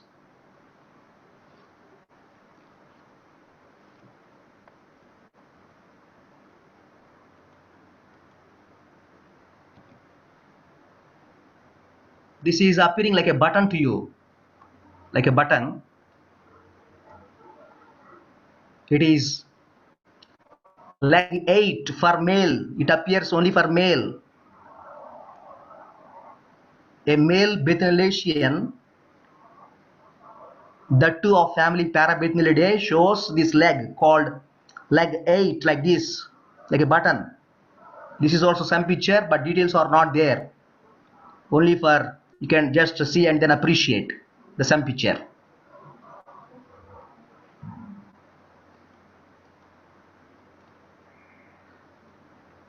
This is another species. It is called Etopobeithnella nellorensis. And while working for my PhD, I got this at Nellore. Some of you might have been there now, connected from Nellore. There is Mutkur Fisheries College. In that road, in those days, in 2003, that road was very beautiful with the plantations, trees, fresh air. There was a borewell there in that road in those days. So when I filtered that water, I got this species. Now you go there to Mutkur Fisheries College Road, you see there very big project. Krishnapatnam project has come up there, and many hotels, lot of pollution, everything. Even that borewell has gone. It's not there now. Some time ago I visited to collect some more specimens when I was at PR Government College, but that borewell was not there. So everything has changed because of that Krishnapatnam port, urbanization. This is another picture of another parabethnelid. You may say, sir, all are appearing same to me. No, they are not same. They are different. A difference lies in their mouth parts, in their legs, in their posterior end. So a taxonomist has to study all these to say what species it is and which genus it belongs to. He has to study all those anatomical details. Let me take this pointer again.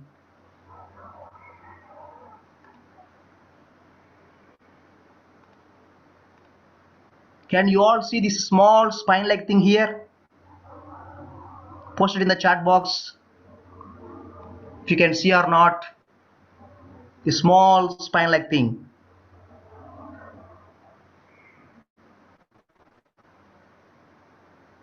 Chat box. Yes. Only one is responding, that too from GDC Ravulapalem only.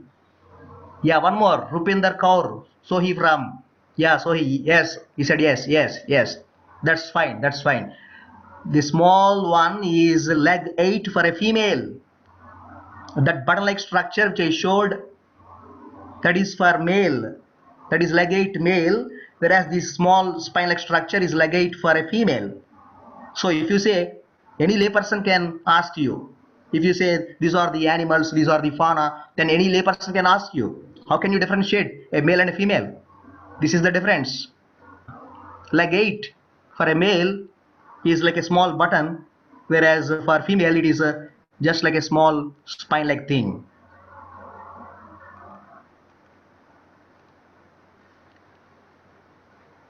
Okay, till now I have shown you Bethnelasian species from our country.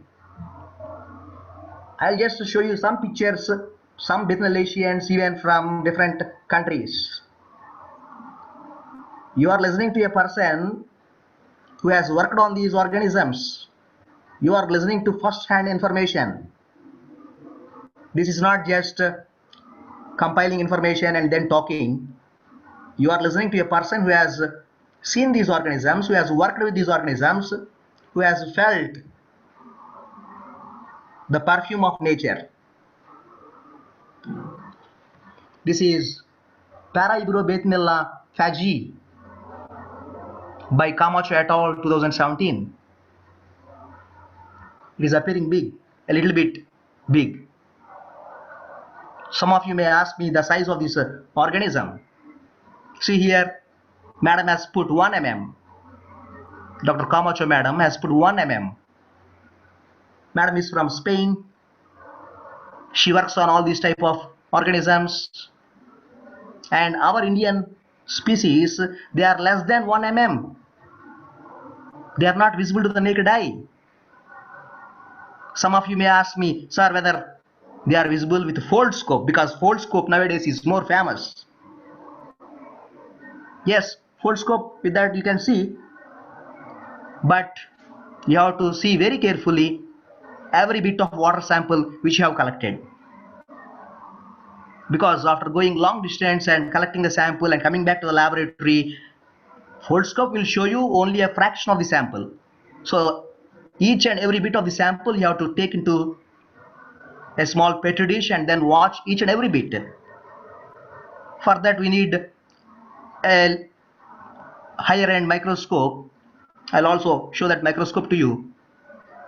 With full scope you can see, but in the water sample which you are scanning, which you are seeing with full scope, if it has, it will show, otherwise it doesn't show.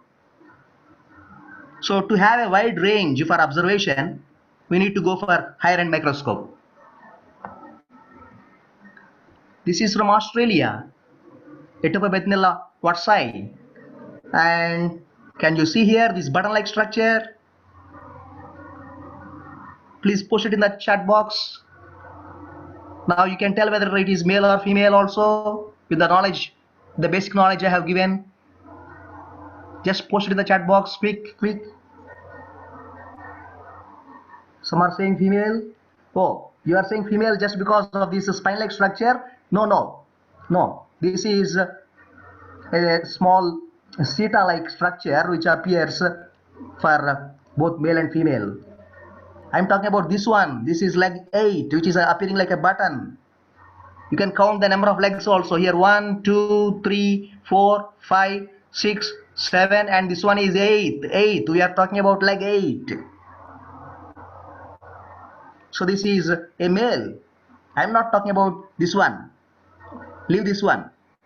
In the same position, in the leg 8 position, if it is female, then you see a small spine-like structure or a seta-like structure.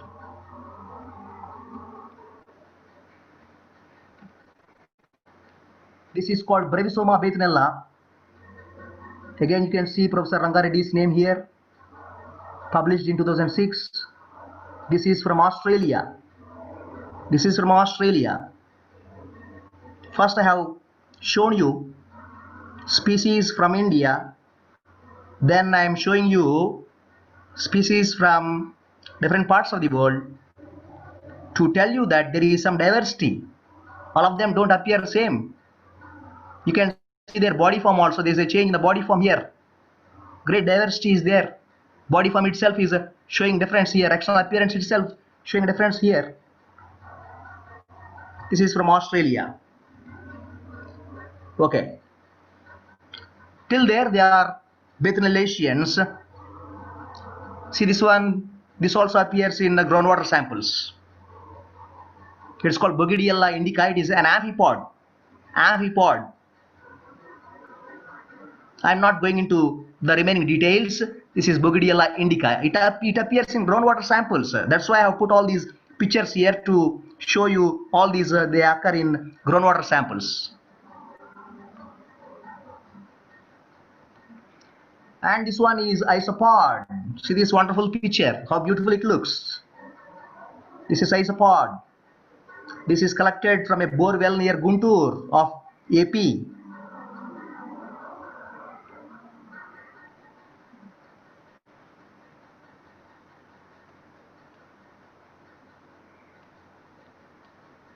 And some of them even occur in caves. In caves you see water sample running, and if you filter that water sample you'll get these specimens. And this is from a cave actually, not bore well. This is from a cave near Guntur, Guttukondabilam cave.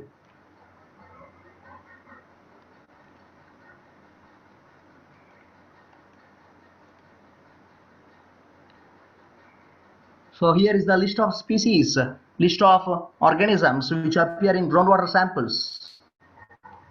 Botswana, 1986 itself listed 7,000 world species of aquatic subterranean species.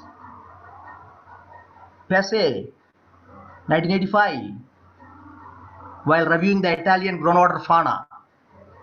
By this time you might have understood Stegofauna means groundwater fauna. which occur in the groundwater samples. So he met with significant stygobiont groups: cyclopoid, herpetoid copepods, ostracods, dermosgenesians, mysids, amphipods, isopods, syncarids, decapods, water mites, nematodes, gastropods, tricladic turbidans, and amphipods. There are many other groups also, you can see here. I don't want to read out all these names. But what about the work in India? In India, freshwater biotope has received scant attention from taxonomies and systematics.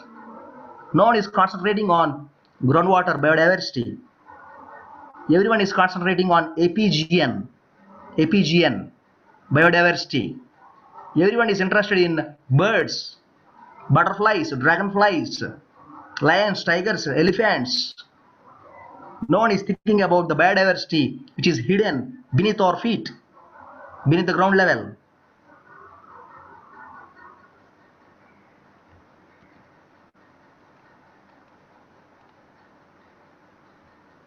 So here this slide shows the meaning of hyporic zone. Hyporic zone, it constitutes a spatially and temporally dynamic ecotone sandwiched between the surface water and groundwater ecosystems. And this interface, critical interface, extends from the substrate surface to a depth of about 50 centimeters. And below 50 centimeters lies the phreatic or groundwater regime. Hyporic zone, it is sandwiched. It is present between the surface water and the groundwater ecosystems. Let us see some pictures now. Okay, these groundwater organisms, groundwater fauna, they are small, elongated, and vermiform, blind also, unpigmented. Because they are living beneath the ground, no light there, they are unpigmented and have reduced limbs and elongated sensorial structures which compensate for the lack of vision and produce but a few eggs and develop slowly. See this picture? Take a close look. Take a close look, please. The smaller ones, they are sand particles. Sand particles. Just between these two sand particles, you can see the life. There is small space, very minute space. In that minute space, you see the small animals, stygofauna, groundwater fauna occurring there. That's why they are less than 1 mm. Less than 1 mm. If they are 1 mm, then we say it is large one. Generally, we get less than 1 mm size stygofauna, groundwater fauna from groundwater samples. You can see their location in this picture, how they are adjusting themselves between two sand grains, the small space. Okay, I will now show you how to collect these organisms. If some of you are interested, then you can collect them and study them in your college or in your university. You will come to know now, you can do on your own. It's not only me or some other professional who can do this work. Anyone can do this work. Just I will show you how to collect them and how to study them. You can start work in your college, in your laboratory. No one has been studying in India, especially on these groundwater fauna, which we are calling it as stygofauna.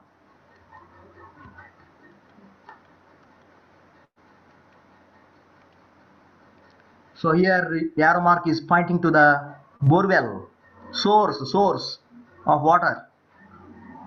It is not from a, say, a pond or a lake. It's not just emptying some pond or lake. See the source directly from the ground. No contamination, directly from the ground. And that contains life, that water contains life. That's what I am highlighting. Yes, we are drinking. When you are drinking water directly from the ground, along with that water, you are taking those groundwater fauna also inside. They are not harmful, I tell you. At the end, I tell you their uses also, what they are doing there beneath this ground level.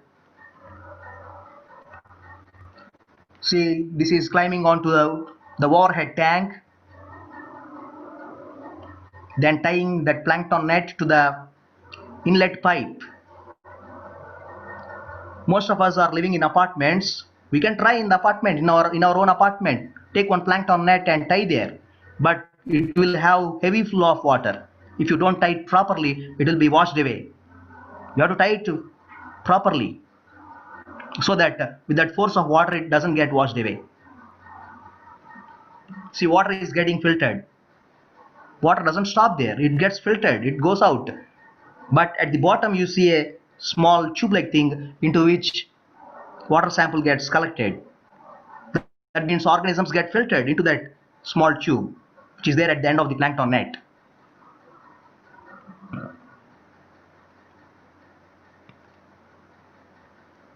So we can retain the net there for 1 or 2 days and then remove the sample from the plankton net. This picture is showing removing that water sample from the net, plankton net. So that is the first method of collection, that is a direct filtration of water, groundwater using plankton net. This is the second method. It is called coring the hyporic zone. Just now I told you about the hyporic zone.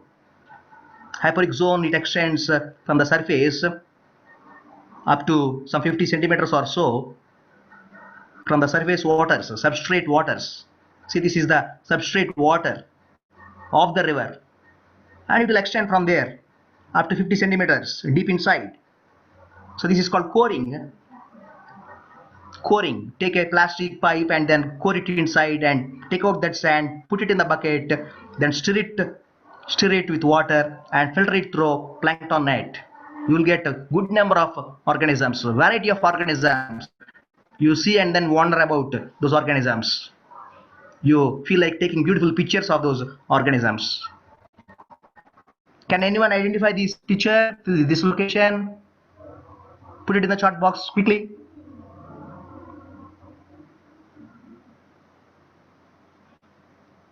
Put in the chat box this location.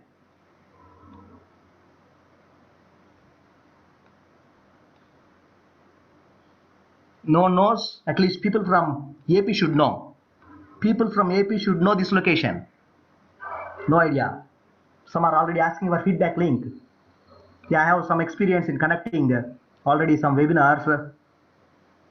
So I have got the habit of going through chat box also. Don't know. Yeah, because maybe he's from other state. Yeah, people from AP. Yeah, one has come very close. He's saying Bhadrachalam.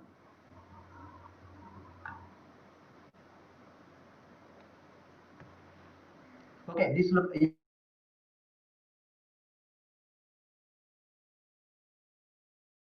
Yes, yes, that is the correct answer. This is Papikondalu. It is Devi Patnam. From their boats, tourist boats, they operate. This is River Godavari. For the sake of participants from other states, I am saying this is River Godavari. From here, tourist boats operate to Papikondalu Wildlife Sanctuary. See here, it appears as if waters are very close to us to take the sample, but we have walked several kilometers in the river to collect that water sample. And sometimes you have to hire a mechanized boat for which you have to pay something to them and then go carefully. And sometimes we can go even in country boat also, but we have to be very careful while crossing the river. So we have to cross the river we have to go to the other side. Why not this side we can collect the water sample, because the other side you see only some mud, not sand, and these organisms, they lie between the sand particles. So we have to have some local contacts, then contact them before going, then they'll take us through boat Of course, we have to pay something to them, and then they'll take us through that boat safely. And see here, this is the third method. It's called Karman-Shapi method, where after going there in the sand with the help of a spade, we make a pit. And when you make a pit, any layperson can tell that after making a pit, water oozes out, comes out, and that water contains many stygofauna. As I showed you, between sand particles, small space, a very narrow space. In that space, you see stygofauna. So that water we have to filter through plankton net. This is called Karman-Shapi method, where we make a pit, and the water which comes into the pit, it will be filtered through plankton net. This is another pit. You can see the difference between the sand particles also. You can see the difference between the sand particles and the region, how it is appearing, how the water is appearing. See how this water is appearing. It is appearing very pure, very fresh, as there is no light. At least here you can say something is in the water. So all this is a bank of the river, the sandy area. This is what is called hyporic zone. And we are filtering there that water from the pit through plankton net. This location is at Devipatnam, from where tourist boats they go to Pavikondalu Wildlife Sanctuary. This is Kerala, where I have taken some sand from the river with the help of a spade into bucket, and then I was about to filter it through plankton net. And can anyone tell this location? Especially people from Andhra. Especially people from Andhra. Yes, what is asking which one we have to consider? I will answer at the end. I'll answer at the end. Please don't worry. I'll interact with you. Which method we have to select is asking. People from Andhra has to identify. This is agent's area. This is Chintur, very close to Government Degree College, Chintur. This is river Sabari, which is a tributary of river Godavari. Here also we are doing some work in the hyporic zone. This is all hyporic zone. See, there is a spade here, and we have dug a pit here. And this boy is from Government Degree College, Chintur, who helped us that day. There is a bridge here connecting the land.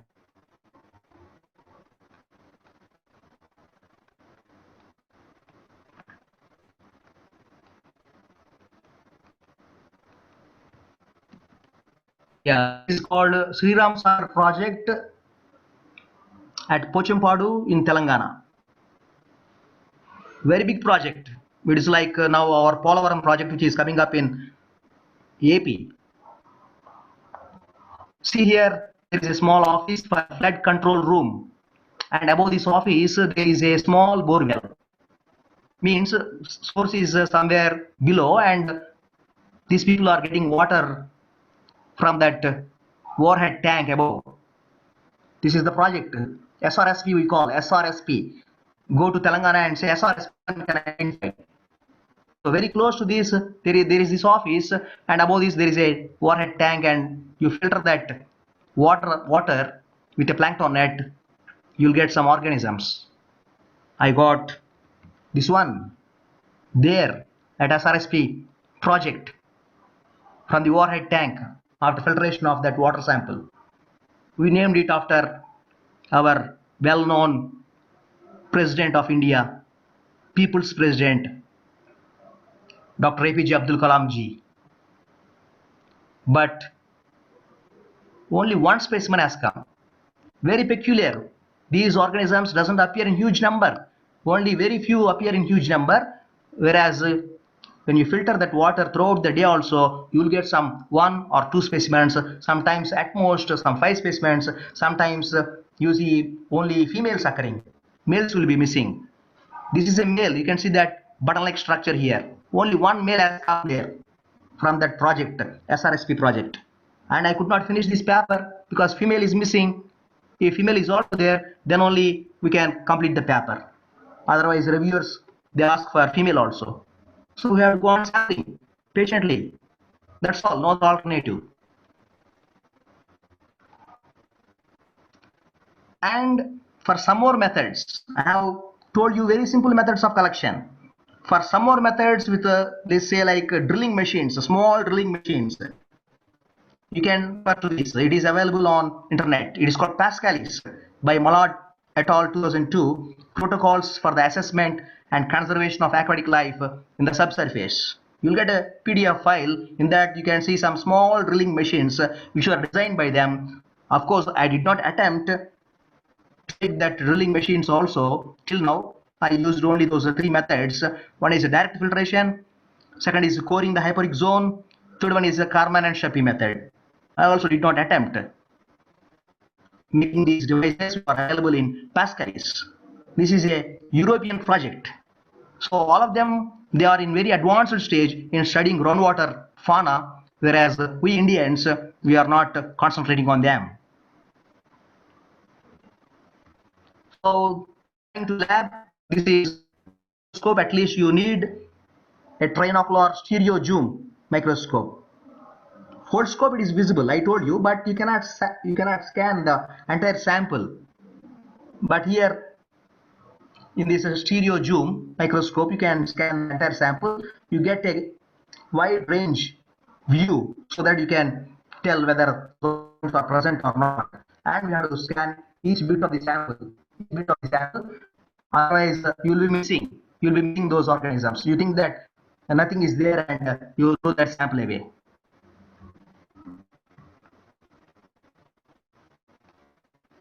And these are another stereo zoom for the water sample to identify those groundwater fauna. This is DIC microscope, different interference contrast microscope. Some of you may say, I have seen this microscope. Yeah, you might have seen. Here you can see an opening for taking the photo. This microscope also is used for taking pictures of histology slides. But the specialty here is, see, it is having a drawing tube. This is the drawing tube. After preparing slide, we put that slide here and throw this drawing tube. It is just a camera lucida. It will show the picture here on the paper, on the drawing sheet. Then you can make out the drawing. But you have to carefully observe each and every.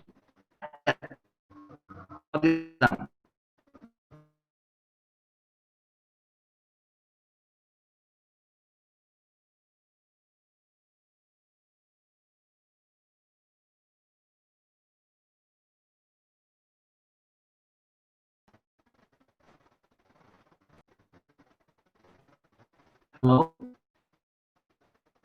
Hello? Yes, sir. Yep, am I audible now? Can you hear me?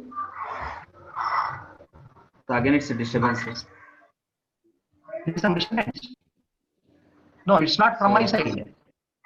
No, sir, from your side only, sir. From my side? Oh, no, it's not from my side. Here I have even put my fan also. Yes, sir. It's not from your side, sir. No, it's not from my side. Yes, sir. Yes, it's not from your side.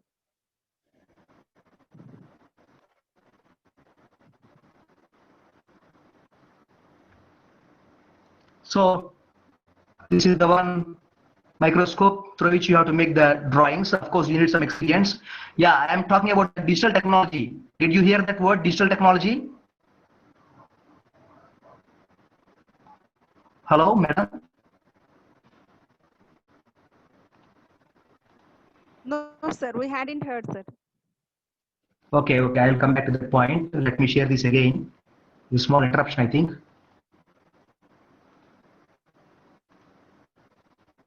Yeah, I was telling about the drawings, how to make the drawing. Is it not? Yes, sir. Yeah. Participants, are you listening?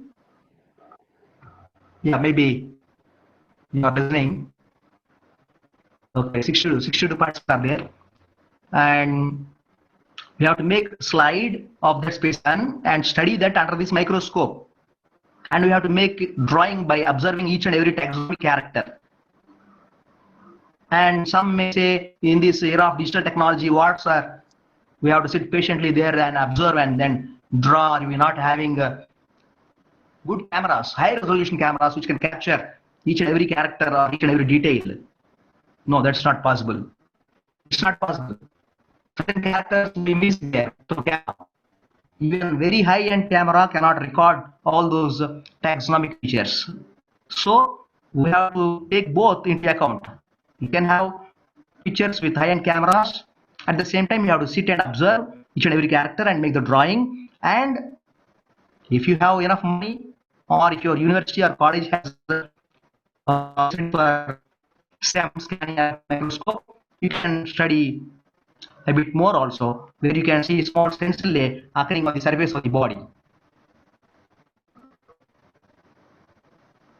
So this was the first species of Arbethnalacia discovered by Professor Y. Rangareddy garu way back in 2001. So then he told to the entire world, here in India there is an order called Arbethnalacia. Come on, look at this. This is the specimen which we have got. First we have got this specimen from Penna at Kadapa. At Kadapa there is a location called Siddhavatam. Sir, sorry for interruption. Yeah. Sir, your screen is not visible, sir. Is it? Yes, sir, your screen is not visible.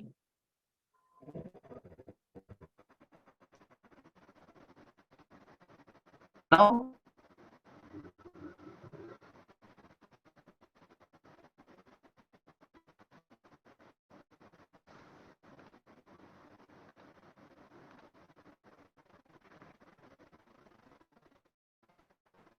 Just a minute.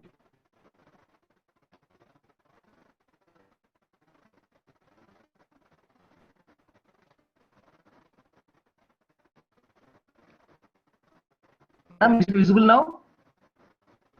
Not yet, sir. Not yet? Not yet, sir. Wait, just a minute then.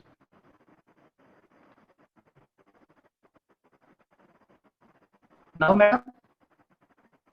No, sir.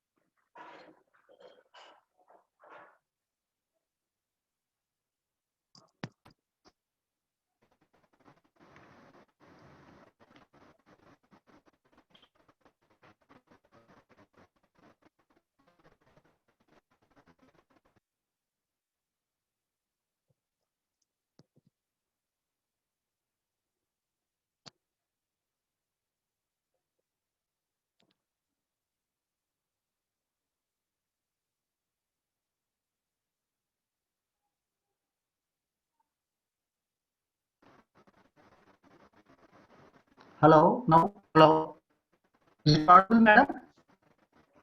No, sir. No. My voice is there, no? Clear? Yeah, voice is audible, sir. Our voice is audible, Please share sir, the but screen, sir. video is not Clear visible. enough. Don't worry. Now? No, sir. No, sir. Okay, my internet connection is not stable here. Just a minute, just a minute. I'll get back to you. Sorry for this inconvenience.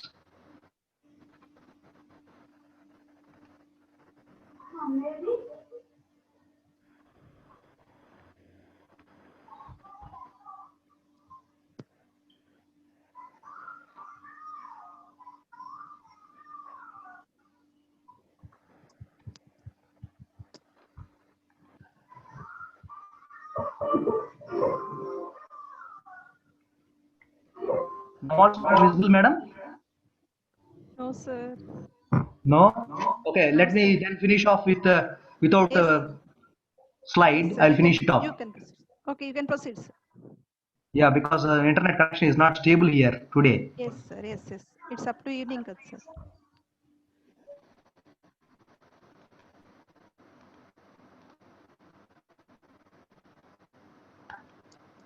So that specimen, Abrobethnella schminke, it is called. It was discovered first time in 2001 by Professor Y. Rangareddy of Acharya Nagar University. With that, Sir has told to the entire world that there is an order called Order Bethnalaceae here in India. My voice is audible, no, madam? Yes, Hello? sir. Very much Yeah, yes, audible, sir. sir. Okay, okay then. Maybe slide you are not able to see, I think. Yes, sir. Yeah, in order Bethnalaceae, till now we have got 27 species from India. In that Harpacticoid copepod family, it's called Parastinocarididae. It is with 19 species. And family Parabethnalidae, only 4 genera. We have discovered from India, only 4 genera. And family Bethnalidae, only 3 genera. And most of the work is done only in South India. North India we did not explore. Extensive work is carried out in AP only. And some other South Indian states like Tamil Nadu, then Kerala, Karnataka, like that. In North India, only in Meghalaya, we discovered one species. It is called Camacho bethnella. That is from Meghalaya. Okay, I have come to the uses of these organisms. There is a serendipitous potential for taxonomists and systematists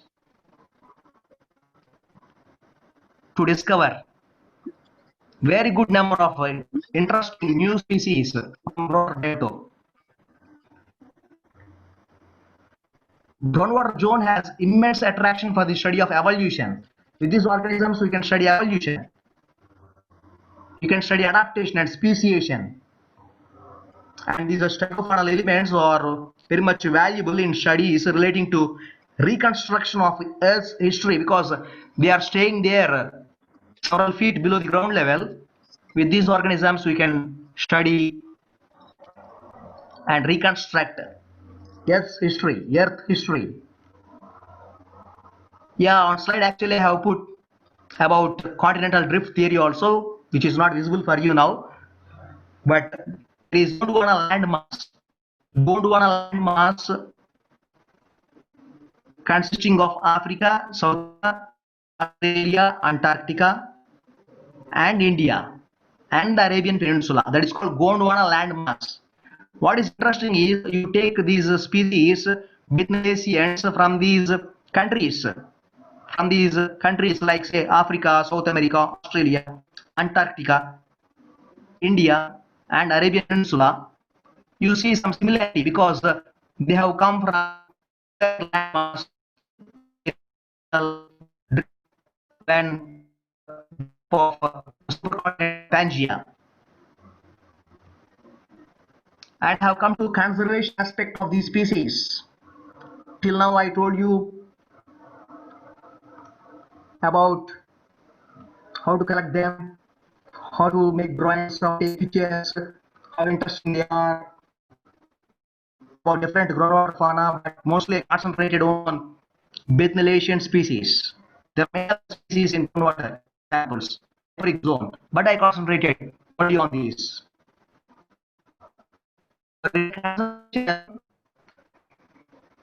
See the rivers, there is a sand mining.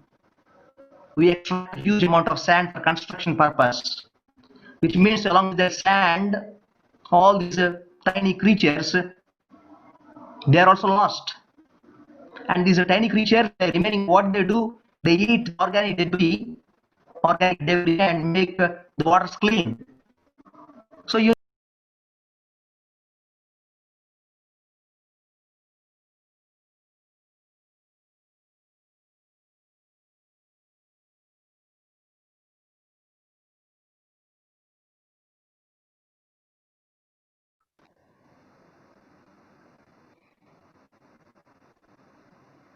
Hello, sir. Is it audible? Yeah, voice is clear, sir. But sharing is not there, I think. Screen sharing is not, I think. Yeah, again it lost, sir.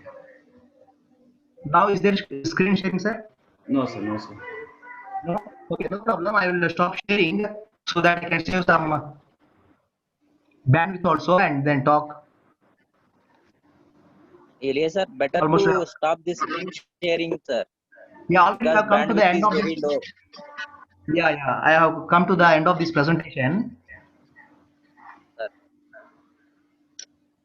I'll stop sharing. That is better, sir. Bandwidth will be saved. Yeah, I stopped sharing.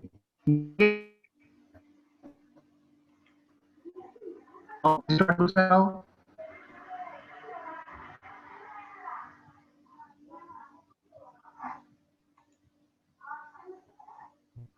Hello? Sir, you can Hello, continue, sir. sir. It is audible, sir, now? Yeah, voice is Sir. audible, sir.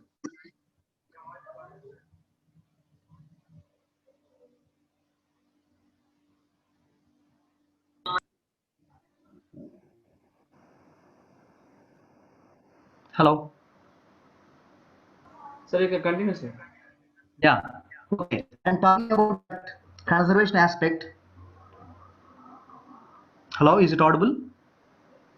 Yes, sir. Yes, sir. You continue, sir. And talking about conservation aspect of these organisms, heavy sand mining will lead to extinction of these species because along with sand, we are taking out these organisms also. We are not taking out just only sand particles, and they dig very deep for sand. So all that is lost. All these organisms are lost along with the sand. And groundwater abstraction. See, in the fields, we just switch on the motor and then go. Even if there is no need of water sample, water for the field, then along with the huge water coming out, these organisms, they are also lost. That is another threat for these species. And one more threat is very close to the rivers. We see cities releasing sewage, pollution, all types of pollutants, industrial pollution, everything. It is released into the river, nearby river.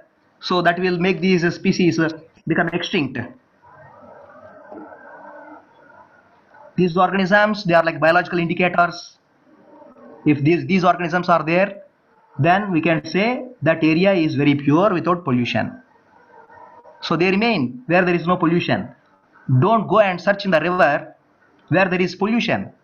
Just look for a riverine habitat where the waters are very clean and without pollution. You'll get very interesting species, very interesting organisms there. That's about conservation aspect. But governments are not taking care about sand mining. Governments have to make a sand mining policy regarding even conservation of these tiny creatures.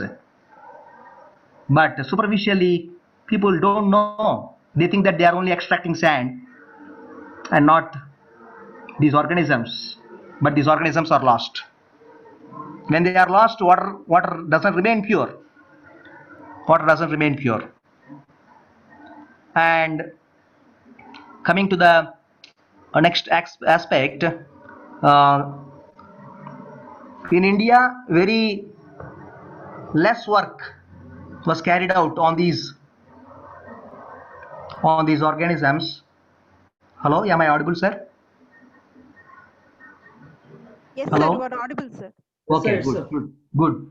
Very less amount of work was carried out on these organisms. And yeah, in the beginning, I wanted to put a question to you at the end. Now, some of you can answer why many are not into this research work. That is the question. That is there in the last slide I have put, but I'm not able to share now. So that is the question for you. Why many are not into this research work? That's the question. If you can type in the chat box, I can see and then interact with you.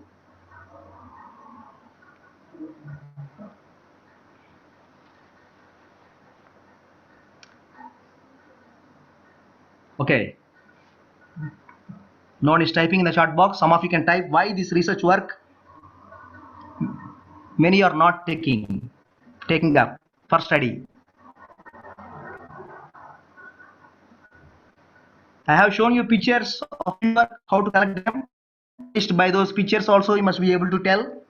One is habitats are inaccessible. To go there you have to have some local contacts, and then sometimes you have to walk several kilometers also. Inaccessible. Then any other you want to post in the chat box? I told one point, inaccessible habitats. Habitats are not easy to access and very hard labor we have to put in for sampling. Of course, direct filtration is easy, but coring and Karman and Shafi method, that is hard. After some age, then people feel it is difficult to carry out this type of work. Then about funding also. Funding. So finally we need funding. Funding also is very less, and hence the policymakers at the highest level, okay, to recognize that this is an area where less work was done in India, but it is having great importance regarding groundwater. So policymakers have to change their policy and then keep funding this type of research work also. That will be helpful in the future, so that even from India we can report several different variety of organisms. This groundwater strigon, it is a treasure trove for an enchanting world of several interesting fauna. And finally, I have a small appeal. That appeal is there is an organization called World Wildlife Fund for Nature. Some of you can post it in the chat whether you know that or not. WWF, World Wildlife Fund for Nature. No one is typing. WWF, it is called WWF, World Wildlife Fund.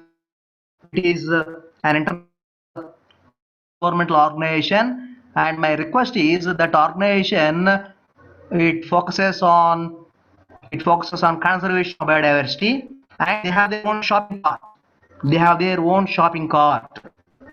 Please visit their shopping cart. We always buy from Amazon, then Snapdeal, then Flipkart. I request you to visit their shopping cart. They have put even face mask also. They are of very good quality, and what I'm requesting you to buy from them is go to conservation of nature when we buy them. Don't always visit only Snapdeal.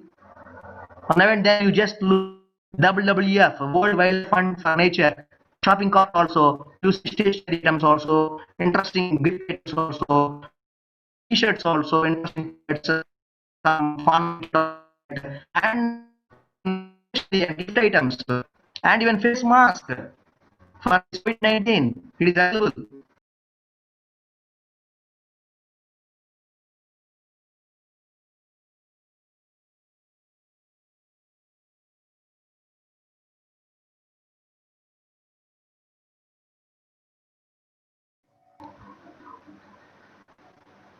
Hello? Hello, can you hear me, madam? Yes, sir. Yes, sir. Yeah, I am about to finish. So I am talking about WWF. Please buy from them also. Please visit WWF shopping cart also. You have many interesting items there in the shopping cart. What is the use? The use is, instead of buying from Amazon, Flipkart, and Snapdeal, if you buy from them, and a part of the proceeds will go to conservation of nature, and it is exempt from income tax also under 80G. ATG. So that is my conclusion. And if there are some questions, so you can interact with me regarding collection of these small tiny creatures, which are very beautiful and interesting organisms.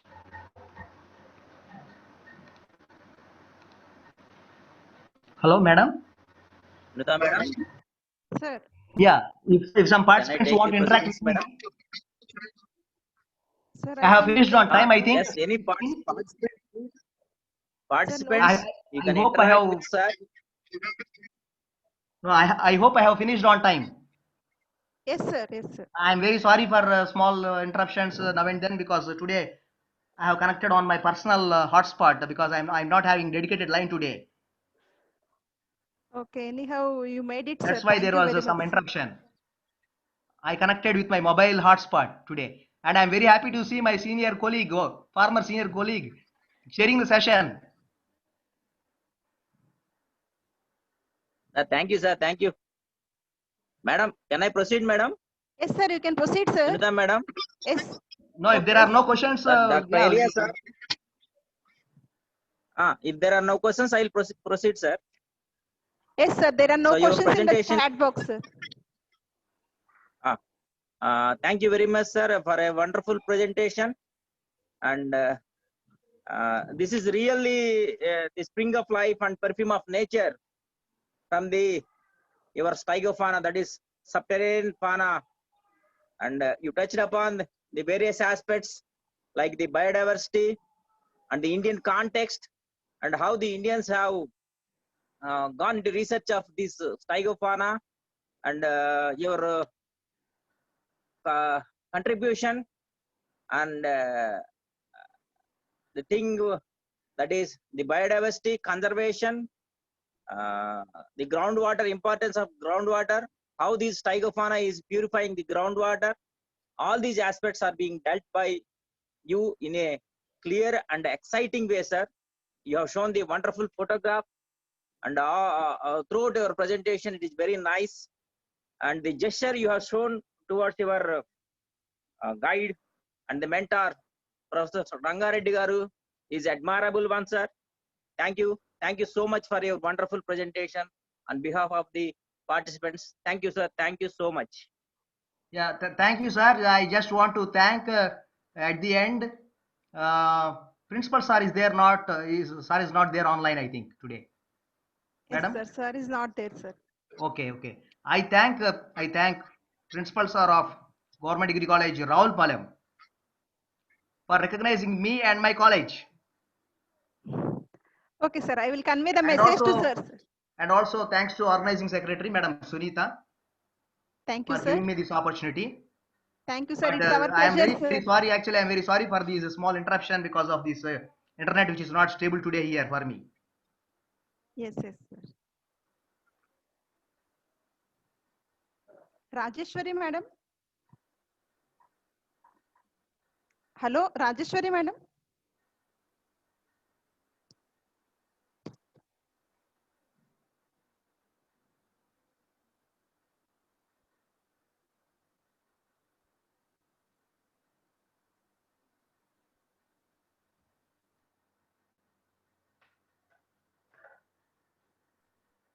Madam, I'm there online, madam. Hello?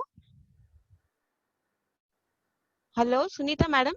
Okay, madam, you can proceed, madam. Yeah.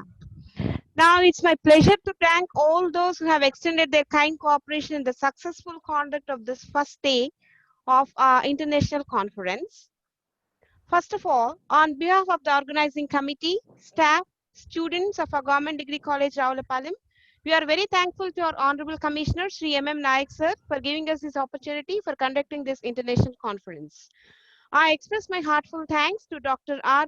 David Kumar Swami Garu, Regional Joint Director of College Education, Zone 1 and 2, who has been constantly motivating us in conducting this type of online programs. I sincerely thank the chief guest of this day, Dr. Tulasi Mastanamagaru, AGMO Madam, for accepting our invitation and for being with us despite her busy schedule.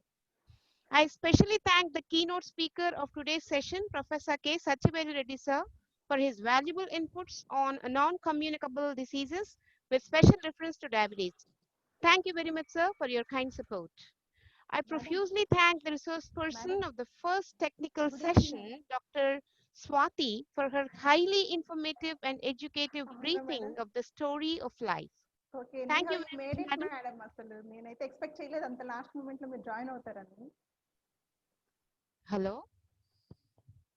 Yeah, I heartfully thank the resource person of technical session 2, Dr. Ahmed Abdul Halim Khan, for giving us valuable information on developments in science and technology in post-independent India. Thank you very much, sir. My special thanks to the resource person of technical session 3, Dr. Bandari Ilia, Assistant Professor of Zoology, Government Degree College, Pittapuram, for his very detailed presentation on biodiversity of subterranean freshwaters of India. We are very, very fortunate to listen to you all today. We had wonderful learning experiences. And we are grateful to Dr. N. Srinivas sir, Associate Professor of Zoology, PR Government College, Kakinada, for chairing all the 3 technical sessions of today. Thank you very much, sir. I would like to thank our principal, Dr. Baby Tirupanyam sir, for his kind cooperation and support in conducting this international conference. I would like to extend my heartfelt thanks to IQAC coordinator, Dr. K. Srinivas Rao Garu, for his kind support. And I also thank Sachimurti Garu, Vice Principal, Sri T. Gandhi Garu, Sri Dr. T. Srivaram, Srimati Karudasri Madam, Sri Chinnababu Garu, Sugyani Madam, Sri Venkateswara Garu, Srimati Hemalata, Srimati Sunanda Madam, Srimati Bharati for being behind this successful conduct of this first day program. My special thanks to Mr. G. Devendra Garu, Assistant Professor, for his technical support right from the beginning in organizing this conference very smoothly. And I also thank all the participants who made this conference happen. Thank you one and all. Thank you. Over to Sunita, madam. Okay, thank you very much, madam. So we will meet again tomorrow at 2 o'clock, at 2 p.m. sharp. Thank you one and all for your kind and patience listening. Yeah, let us call it a day, ma'am. We'll meet tomorrow. Okay, madam. Okay. Thank you one and all again.